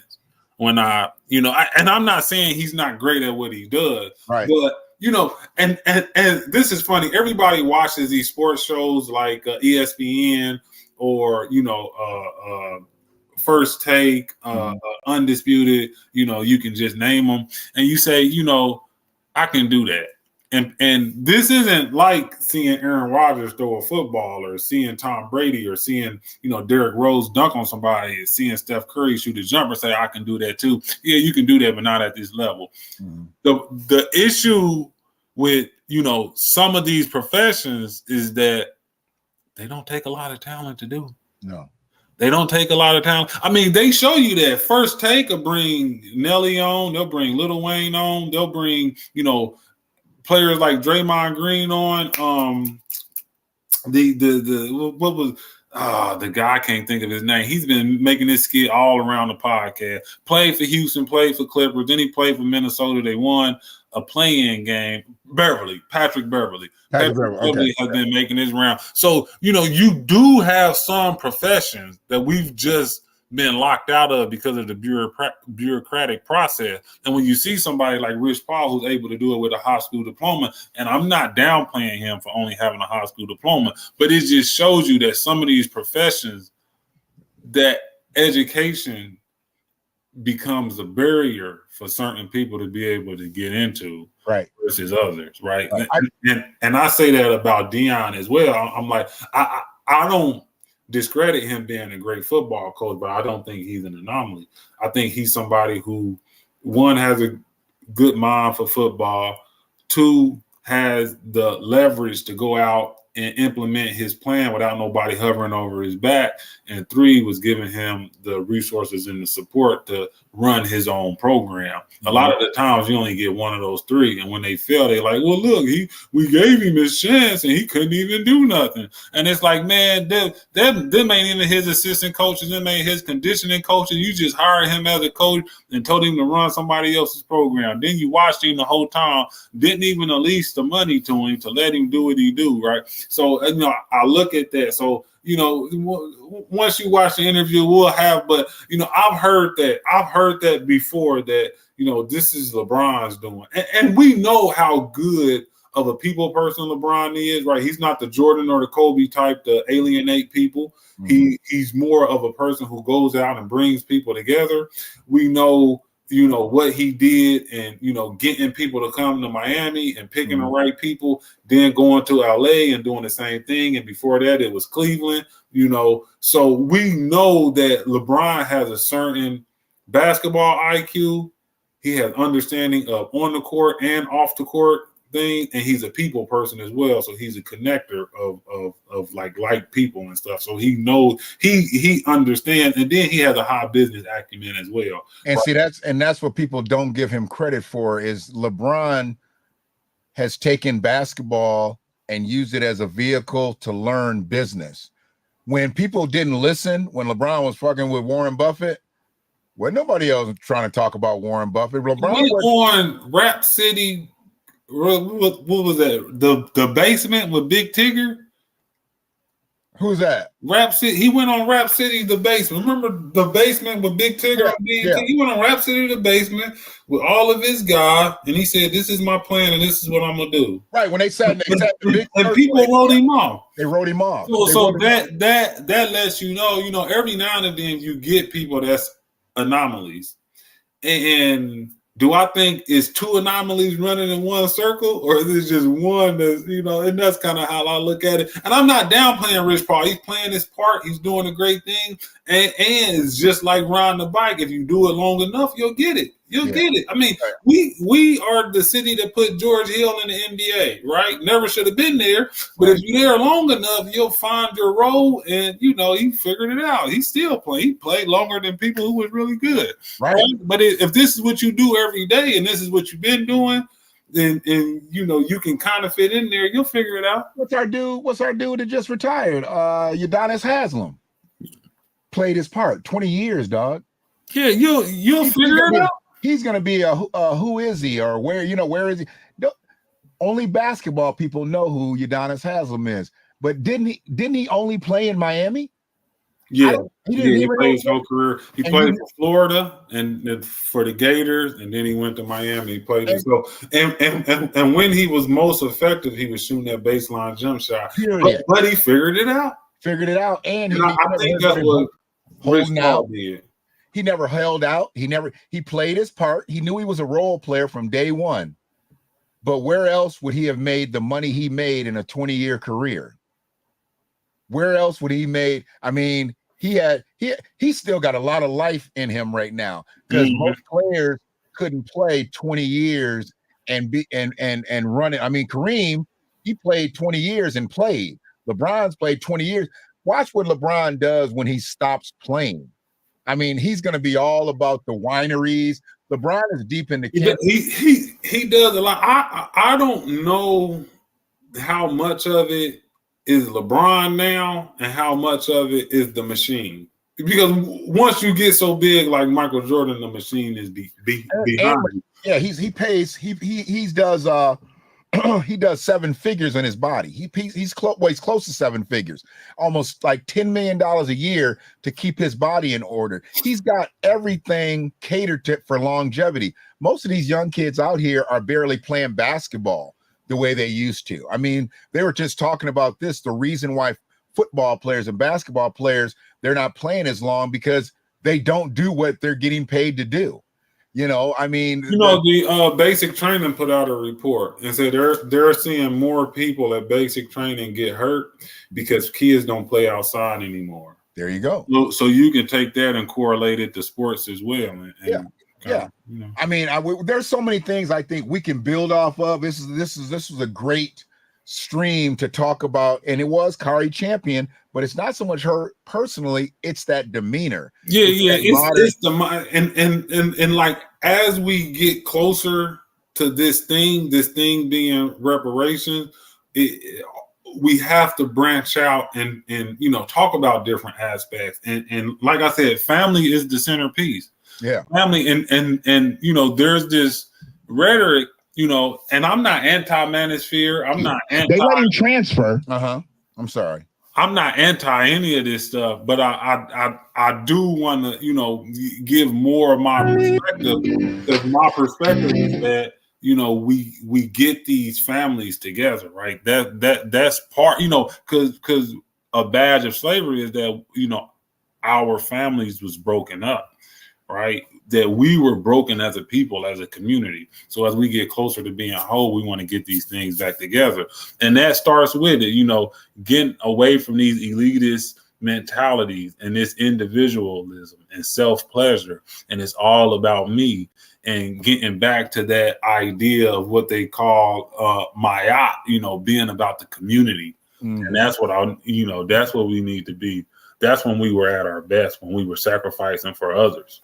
I think that's where a lot of the hate from the coaches level and the college football level that does not like, it's going to become from the whole total sports world level that won't like Deion Sanders, is because Deion Sanders talks fatherhood. He talks men being in these kids' lives and things like that.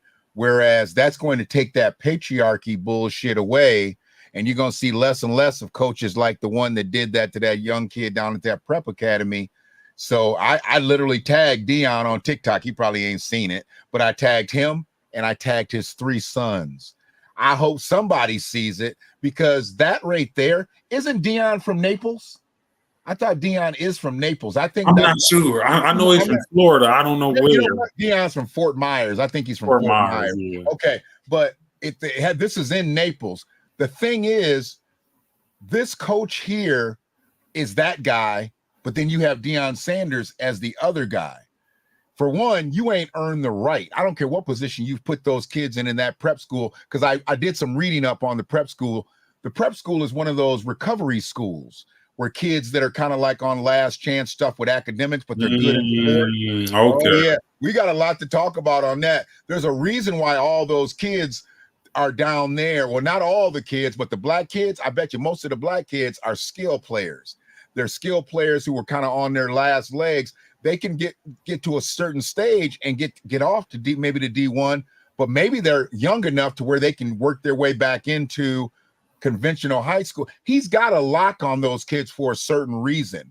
That's not a first chance school. That's almost near a last chance school. So he got a lot of leverage with him. Got a lot of leverage, and that's what people aren't talking about. That's why these clowns on TikTok talking about, man, them kids, you don't know what he could have been trying to do. I don't care. Like you said, the proximity of it all. You don't need to be up in my face right here talking to me. That's emasculating to me. You don't need to be talking to me, and it's not about just the race. I don't want a black man in my face like that. And then the fact that he's white, that makes it even worse. Now you got the overseer mentality. So there's a lot of things that played into that whole situation. That's sports wrapped up in a nutshell. Yeah, and that's what Deion probably gets in his players' faces and things like that, but he also has people in play where he doesn't really have to do that. Deion is the choir director. He's putting people in play right now to where he doesn't have to do all that work that he had to do at Jackson State. And there's a way to do it without disrespecting people. Sports is extremely volatile. It's extremely emotional. People lose their cool, but it's a way to do it without disrespect. Absolutely, you can do it with class and decorum. You don't need to be in that, and you'll get that kid to be able to do anything you tell him to do. But as soon as you do what that idiot did to that young kid, that kid will never be 100% under him again. He's always going to stutter step under him. That's a lot of our stories. I grew up playing basketball, and that's a lot of stories. I've seen players who whole, persona, who whole ego was fractured, and they never found themselves again. And as grown men, they can point to, like, it was this coach that, didn't have confidence in me, didn't believe in me. And that's why I also feel it's important, not for the highest levels of sport, but that's why I also feel it's important that we get to groom and coach us, because when we do it, you just seen it in Coco Golf, you seen it in the Serena sisters, you seen it with Tiger Woods, you see it with Kobe Bryant's dad. Michael Jordan had his dad in his life, even though I don't know how integral he was to, but his brothers, playing in the backyard and stuff. Who better to get one of us to where we are to greatness than one of us. And you can take that out of the sports complex and, put it in a lot of other things, right? That's why you see Shedeur Sanders and Shiloh Sanders play the way they play. Right. I mean, that's not a mistake. That's not because Deion was great, but he pulls the greatness out of them. He's never made them cower. See, that's what a lot of coaches like to make you cower down, and then now they can control you. The coach who can build you up and make you think that you're something, just some crazy whatever, that's a great coach right there. And you still respect him. And see, that's what a lot of coaches. And I also think at Jackson State and Colorado, he got those players to believe in something greater than themselves. Exactly. And you can tell his boys is not just playing for individual accolades. They're chasing the ghost of Deion. They're also playing for family. They're, he gets them to believe in this stuff. Right. And there's a psychological concept, and it says, you can either use positive affirmation or negative affirmation, but you can't use both. And you'll see coaches, that's the old, you got to break them down to build them up. You can either use positive affirmation or negative affirmation, right? And I'm going to trust psychological doctors more than I trust somebody with a gym teaching degree, and that's no shot to the other guy. But and we human, we err. My son's growing up, he's playing, and that's something I'm trying to get grasp of. Like, how do I impact him? I don't want to be the person who use negative affirmation, right? But sometimes, like they do something, you like, boy, if you don't, what I'm saying, but try to keep that in the back of your mind of like, really, because I think when it comes to our girls, we much better, right? We like much slower with the tongue, but when it comes to the boys, I got to be hard on them. And what we find out as we get more information that may not be the best situation to get the best out of them. So that's something that I'm learning as a father of a 7-year-old and a 9-year-old, and trying to get them to do certain things in life, not just in sports. So but I so that whole idea of breaking them down and building them up. And one thing about it is that we have all these podcasts from people who actually played at the highest levels. And one thing you find out about them is like these guys were broken in a way where they became a part of the system, right? And all of their dysfunctionality, take somebody like Mike Tyson, all of his dysfunctionality was outside of the system. Within the system, he was a good old boy and still is today. Right. And they point to him as one of the most dysfunctional professional athletes that ever existed. Right. There's a boundary, right? Don't go past that gun line. There's a boundary that these men won't do. These men have the highest respect for white authority. And that's what that system, and as in sports, this starts early through your little league program, through the farming system, all the way up, that, the highest discipline, the highest punishment you're going to get is to disrespect white authority, right? You do all that dysfunctional stuff outside of here in your own community. When you come here, you come ready to go. Right. And we've seen that with the blackballing of Kaepernick and a bunch of other things that, this is Stephen A. Smith say it all the time, right? And that's what I believe they get paid to do, keep those lines straight and nice. But that's something I pay attention to a lot. Our greatest dysfunctional people wasn't dysfunctional when it came to white authority. That was Muhammad Ali's America's greatest sin, right? Right. Is that, this man is, he does what we want him to do in the ring, outside of the ring. So we just need to get rid of this guy. Can't control him. Right. And I mean, that to me, I think is our gift that we need to be able to withhold. I know every kid's not going to go to HBCU, or every kid's not going to be able to be coached by a black coach, but there needs to be that model. If we're in that sports realm, if we give that away, I've seen so many coaches, and they've made a big deal about it over here.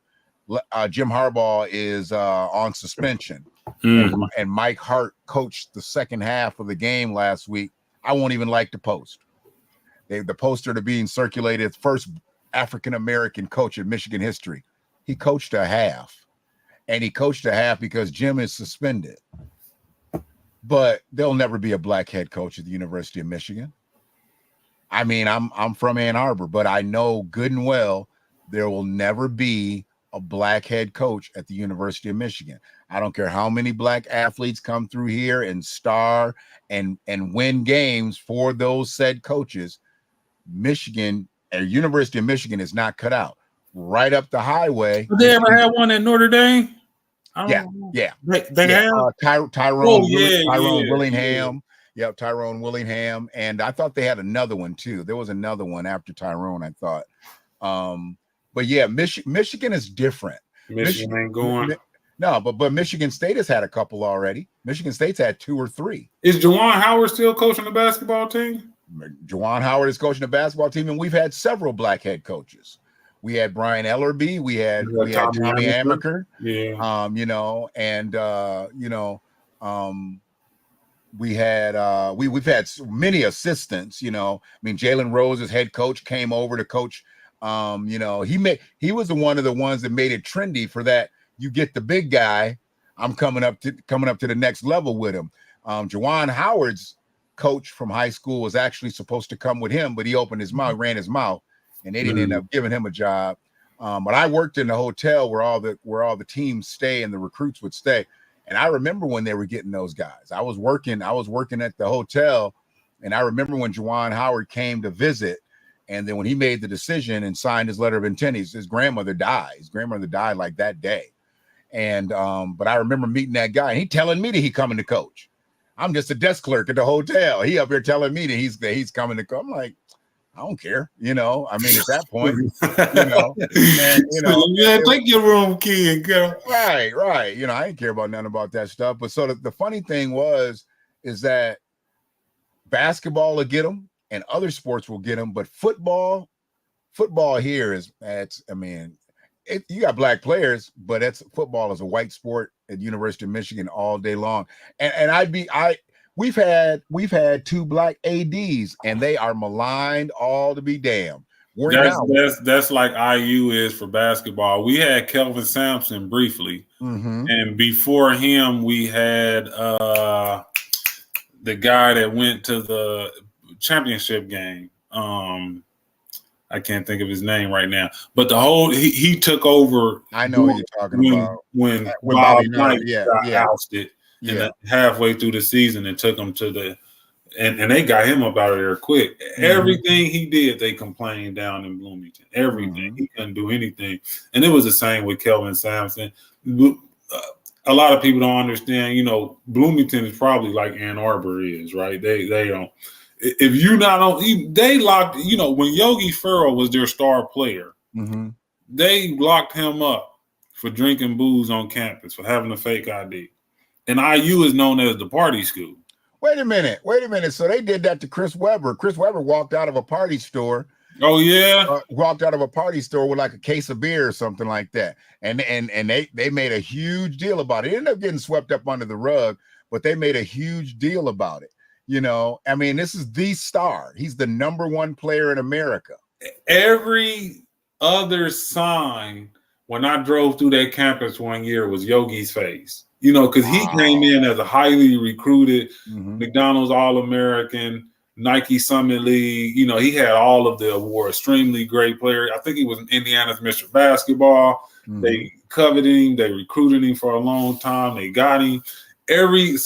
Like one poll would say IU, the other poll would be his face, and they would just alternate, right? So everybody knew who he was. And IU is, it's like UNC or Duke, like everybody knows, like all these kids drink. A couple of times a year, they'll have a accident. They'll lead into a death. A student will drink too much and like flip off a balcony or something like that.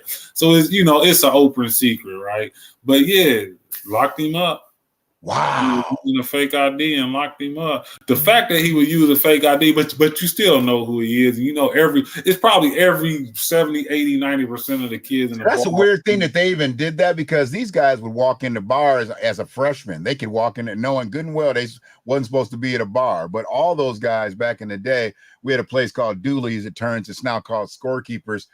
They could walk in. I mean, just because they was 6'5", 6'9", 6'15", whatever. I mean, they would walk into the bar. Some of those cities, like a Bloomington, why would he be walking around with a fake ID? You think when they come down for their college visit, they not opening up those bars? I mean, that's the crazy thing. Like with Mateen Cleaves, when they rolled over in the Explorer, you know, him and Mo Taylor and Robert Traylor and all them, Lou Bullock, they rolled over in an Explorer on a recruiting visit.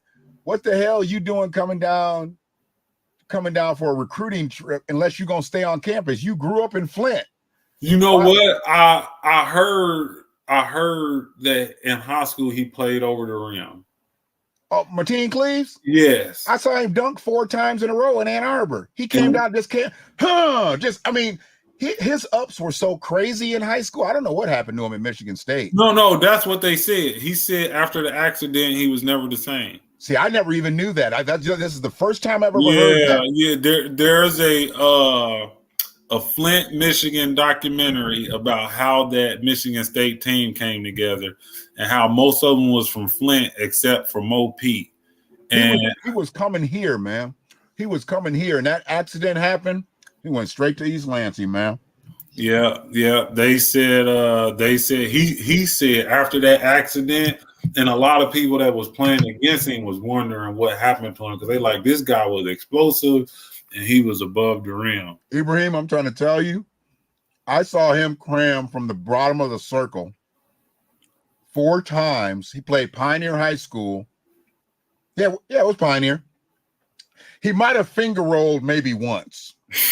but 3 times, a good 3. He was at the rim before anybody even knew it. Yeah, he was lightning. He was is. lightning quick, dude. He was scary. It wasn't just me. It was a bunch of people. We couldn't stand Mateen Cleaves and didn't know why he was on the floor. No, couldn't shoot a lick. Man, I was a UConn fan. Ricky Moore, Khalid El-Amin, Richard Hamilton, you know, Jake Vosco, all those guys, and we had success against them. But then when they won, I was like, you know, just Jay Richardson, Mo Pete, you know, just Charlie Bell, just a really good team. But he was so pesky at a time in college sports where the point guard was known to be extremely skilled and extremely explosive. I didn't know that back then, that he used to be, but then the accident, he had to readjust his game. Yeah. But still very, very pesky. And I used to, you know, I just didn't understand. But now when you see the game, you like, man, we need more players like that now. Like now these guys is, you know. He took on that role because once he knew he wasn't that same player, he became a great floor general. And he found the open guy and did what he needed to do. And I mean, he scored points, but he was really dishing, you know, and doing everything that he needed to do because he wasn't as explosive as he was. And he found guys in the right spots, wherever their sweet spots were, he found them and they lit it up. But he shot the ball off the palm of his hand. I mean, he had a flat shot. He shot it out the palm of his hand. That's why he couldn't make it a day in the NBA. You going against some of the best, you know, Scooney Penn at Ohio State. It's like I didn't see it any, but he was surrounded by a bunch of talent. Those guys played extremely tough. But I listened to that Flint documentary, and I gotta check that out. It's kind of similar to the Pat Beverly thing, even though he didn't get into an accident. He was explosive. But, you know, you play sports and you might be – all of those guys was really good at some level, right? Because they wouldn't have got to where they was going. I mean, now they can do it from social media. Robert Traylor should have been a great NBA player, but that fool was riding around with a what they call it, a Lamborghini. He had a Suburban with the Lambo doors and shit on it, you know, the gills and stuff on it on Michigan's campus. Robert Traylor's from Detroit. He was broke. He lived with his grandmother. But they was giving him that money. They fed him that money well before he made it. And he wasn't worth a shit by the time he got to the pros. He had lived his life already. Oh, yeah. He was a hell of a player at Michigan. I mean, Robert Traylor was breaking backboards in high school. He was Daryl Dawkins in high school. But once he got here, he was a big spoiled baby. Somebody who never made it, the dude who never really made it, Antoine I think Jobert, it was like Zion Williams, kind of like he just the conditioning. he wasn't as No, explosive. not the. I'm just talking about the discipline to condition. Oh yeah, absolutely. And see, Zion's got a better team behind him. Robert didn't have the same team behind him. Maceo Bastion wasn't good enough. Oh my God, Maceo Bastion could jump out the gym, dude. I mean, Maceo Bastion could jump out the gym, and then there was the other brother that had Brent was it Brent Petway? Both of them cats, man. I mean, Maceo's in the cannabis industry now. I seen that game when they played UCLA with Baron Davis. I was like, who is that at UCLA? Who is, because Robert Tractor Trailer was my guy, man. Yeah. I'm watching the game. I'm like, who? That's one of those games you like, hold up. Who is this guy? Man, Baron Davis. Woo. I mean, he was his coming out party pretty much. That was his coming. I just see so many different things, in sports. And I saw Antoine Jobert in high school. I mean, just light people up 40, 50 points, whatever. And then when he got here, they just allowed him to get soft, and he's drinking before games and doing other stuff before games. And it just made no sense, Now the cat works at a plant. Give me before we get off, give me your take on the Splinty Great. What do you think he's gonna do in the NBA? On the Splinty Great. Ain't that how y'all say it? Splinty? Splinty. Who's the Splinty? The Splinty Great. The he played at Eastern Michigan. Did he play at Eastern Michigan this year? Is he a hooper? Yeah. The tall you're not talking about Imani Bates. Imani Bates. What do you think? You bus? He gonna do anything? What do you think? So he's got to get into the right system, because fundamentally, he's probably one of the top 10 players in the draft. Truthfully, maybe the top 5. I saw him grow up.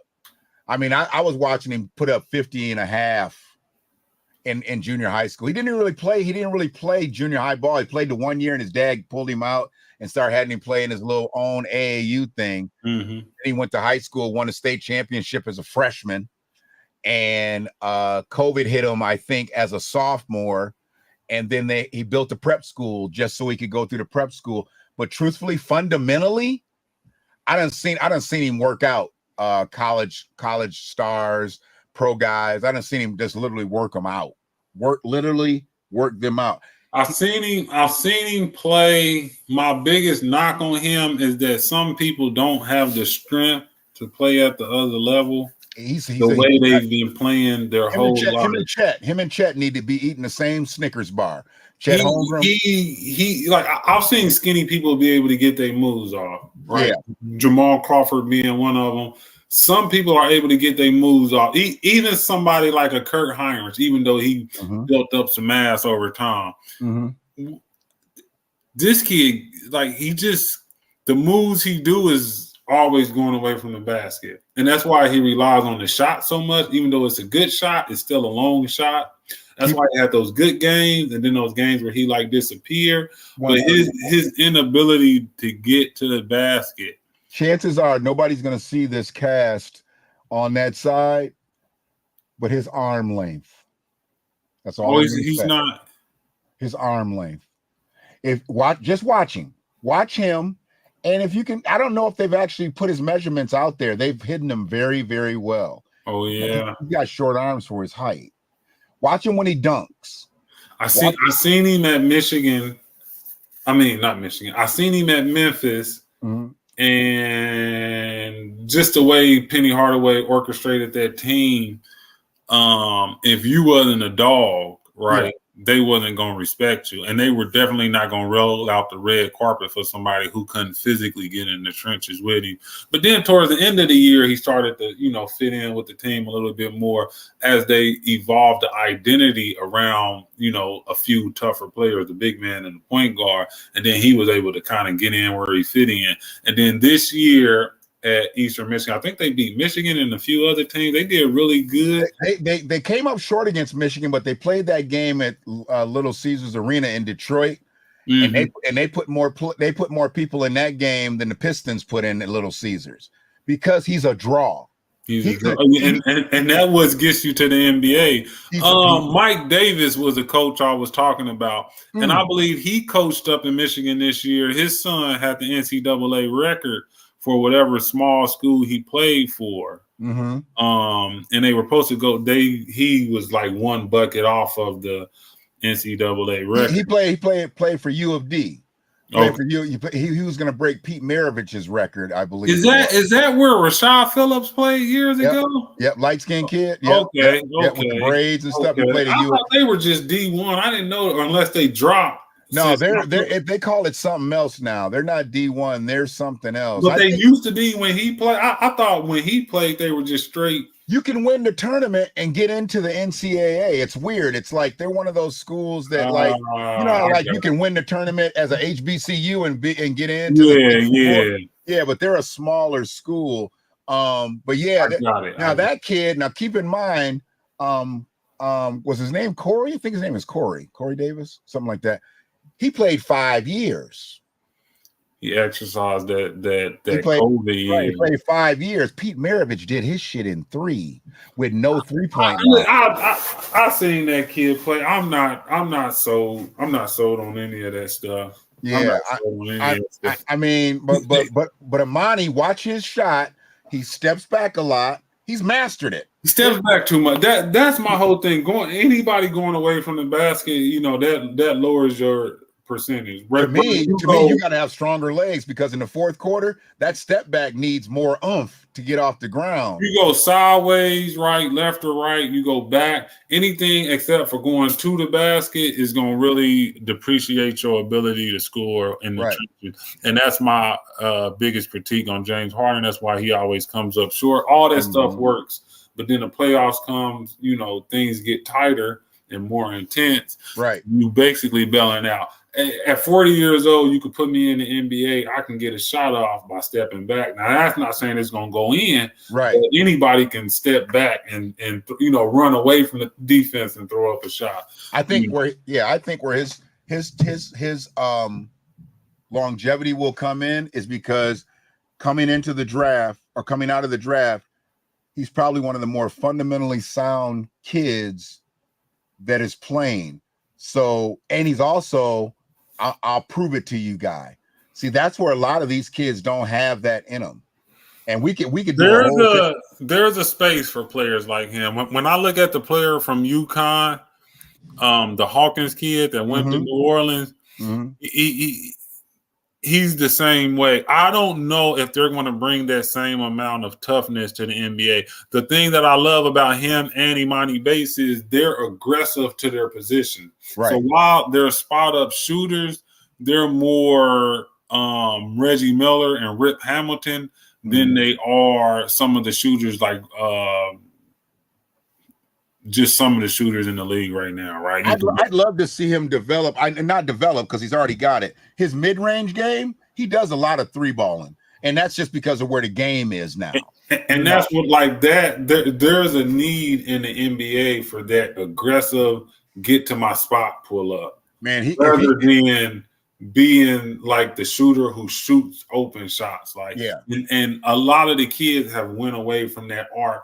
Okay, I'm not going to take you one-on-one or do anything like that, but I'm going to backdoor you and I'm going to aggressively get to my spot and pull up. The only person I see doing it in the NBA right now, and he was hurt last year and like getting back and rehabbing, was Klay Thompson. Klay will work off the ball, and a lot of people look towards the games where he's just out there shooting a whole bunch of threes, but he's setting you up with back doors. He's getting his curls. He's getting into those short jump shots, and he's real aggressive at it, right? He's not just taking what you give him. He's real aggressive at being in his spot. Right. If the Hawkins kid can do that, if Bates can do that, if they can aggressively get to their spot, then they got a chance. If not, Buddy Hield's kind of, but he's more long ball, right? He doesn't aggressively like cook you in the middle, so then it doesn't open up the other stuff, and he definitely doesn't backdoor enough. So if they can like those two things, then they'll be all right. That Summer League didn't show his game. That's what I didn't like. I didn't like the fact. What team is he on? He's on the Cavaliers. So we might get some playing time. I would hope that they give him a chance to let him run off some stuff. I mean, he's got a float game, which is stupid. I mean, the problem is you got Garland and you got what's the other guy that came from Utah? Donovan Mitchell. Donovan Mitchell. Yeah. So you're on a team of two people, and Garland is trying to get paid still, right? I believe Amani's coming off the bench. I believe Amani's 7th. Oh, he's definitely not starting. Yeah, I believe he's 7th or 8th. But this is the thing. I think he could come in on that second unit and get you 9-10 a game, and we're talking real league ball, because he was at 18 a game for the summer league. I believe he can get you 9-10 a game and a couple boards in real-time ball, just based on him coming in as a second teamer, coming in on other teams' second teamers. I don't like people's chances against him. Now, he's definitely not coming in doing that on a lot of the first teamers, but second teamers, I'm putting money on Monty. I'll put money on Monty if he can make the roster and be in the second 10 or the second 5. He could be a microwave. Literally, I think he could be a microwave because he showed that all last year. Yeah, he's a mismatch for most second teamers because he's so fundamentally sound. He's got an attitude. He's got that. Get the fuck out of here, man. Because his game is sound. His game is sound. He just needs that chance. A little bullshit, charge he caught. And he shouldn't have been. I mean, he was out there. He was bold. He shouldn't have been. He shouldn't have had no heater. Shouldn't have had no weed. None of that shit. Because it happens everywhere. But it was just, you just so happened to be the number 1 player in the country a couple years ago on the cover of Sports Illustrated. He ain't the first player that got caught with gun and weed. No, but because he was on Sports Illustrated, it made it a story, and that was the problem, And it's in his hometown, and they wanted to make it bigger than what it really was. But he had too much invested here for them to let him fall. I mean, that was the thing. They were like, if he can get through. Personally, I wanted him to come back one more year. Be MAC Player of the Year, get into the first round, if not a lottery pick. But I knew it wasn't going to happen. The way I seen this, people circling their wagons around him, he had a great year. He did have a great year, but truthfully, you look at the games he didn't play well in, those are some tough-ass teams, and those guys got guys that went to the league. So I need him to just get into that rotation. He'll show improve. He'll show improve, and there's just not a lot of people out there that have fundamentally sound games like his. I mean, he's worked his ass off to be, and that's why I want him to manifest. Man, go get them 4 years, dog. Get them 4 years and get that pension and get your ass up out the paint. Go do something else. Go make that, have that $35,000, $40,000 for the month for the rest of your life, whatever it's going to be. If you figure if OJ played in the 70s, topped out at 82, and OJ gets 25 G's a month. Mm-hmm. These cats right here should be running away about 45, 50. Well, because he does have a big image, a big social media following, some celebrity, and he's played in the summer league, he'll more than likely make the team and play in the NBA at least 1 year. Even if they don't put him on Cleveland, he'll get picked up somewhere. Right, because he did get drafted, so he's in the league, and they'll put playing for a league. Yeah, you won't get the pension if he does this, but you go overseas, you still make a bunch of money. I'd rather see him make get the 4 years, get that pension, then go over there and go. Because my pops grew up with Lavelle Blanchard's dad.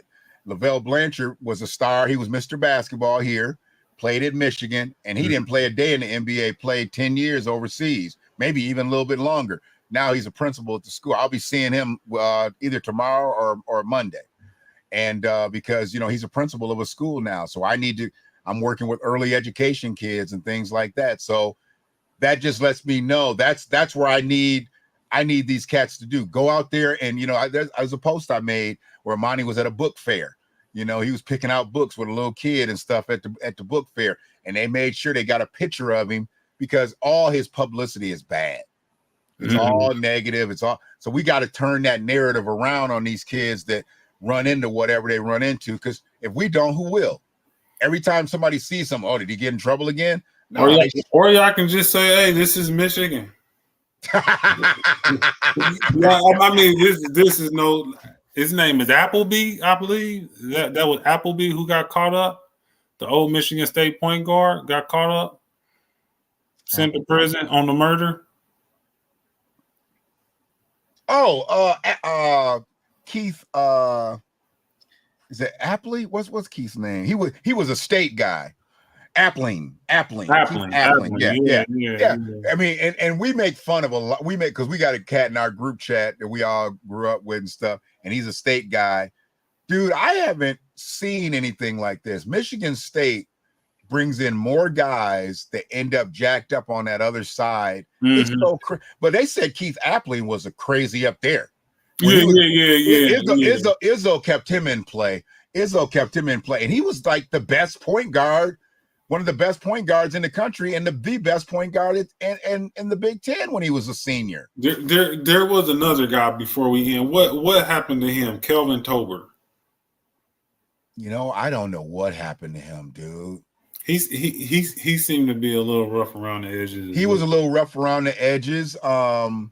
One of the Valentine, the Valentine brother that made it was a little rough around the edges. Was it Devin Valentine or the light? They were light skinned. They were two brothers. One of them. Yeah, he played in the league as a point guard for a few years. And was it Miles Bridges? Miles Bridges, he got problems. I mean, there's I don't know what it is about State, dude. I don't know what. I mean, Michigan has its problems, but these guys get up at State and get to acting crazy.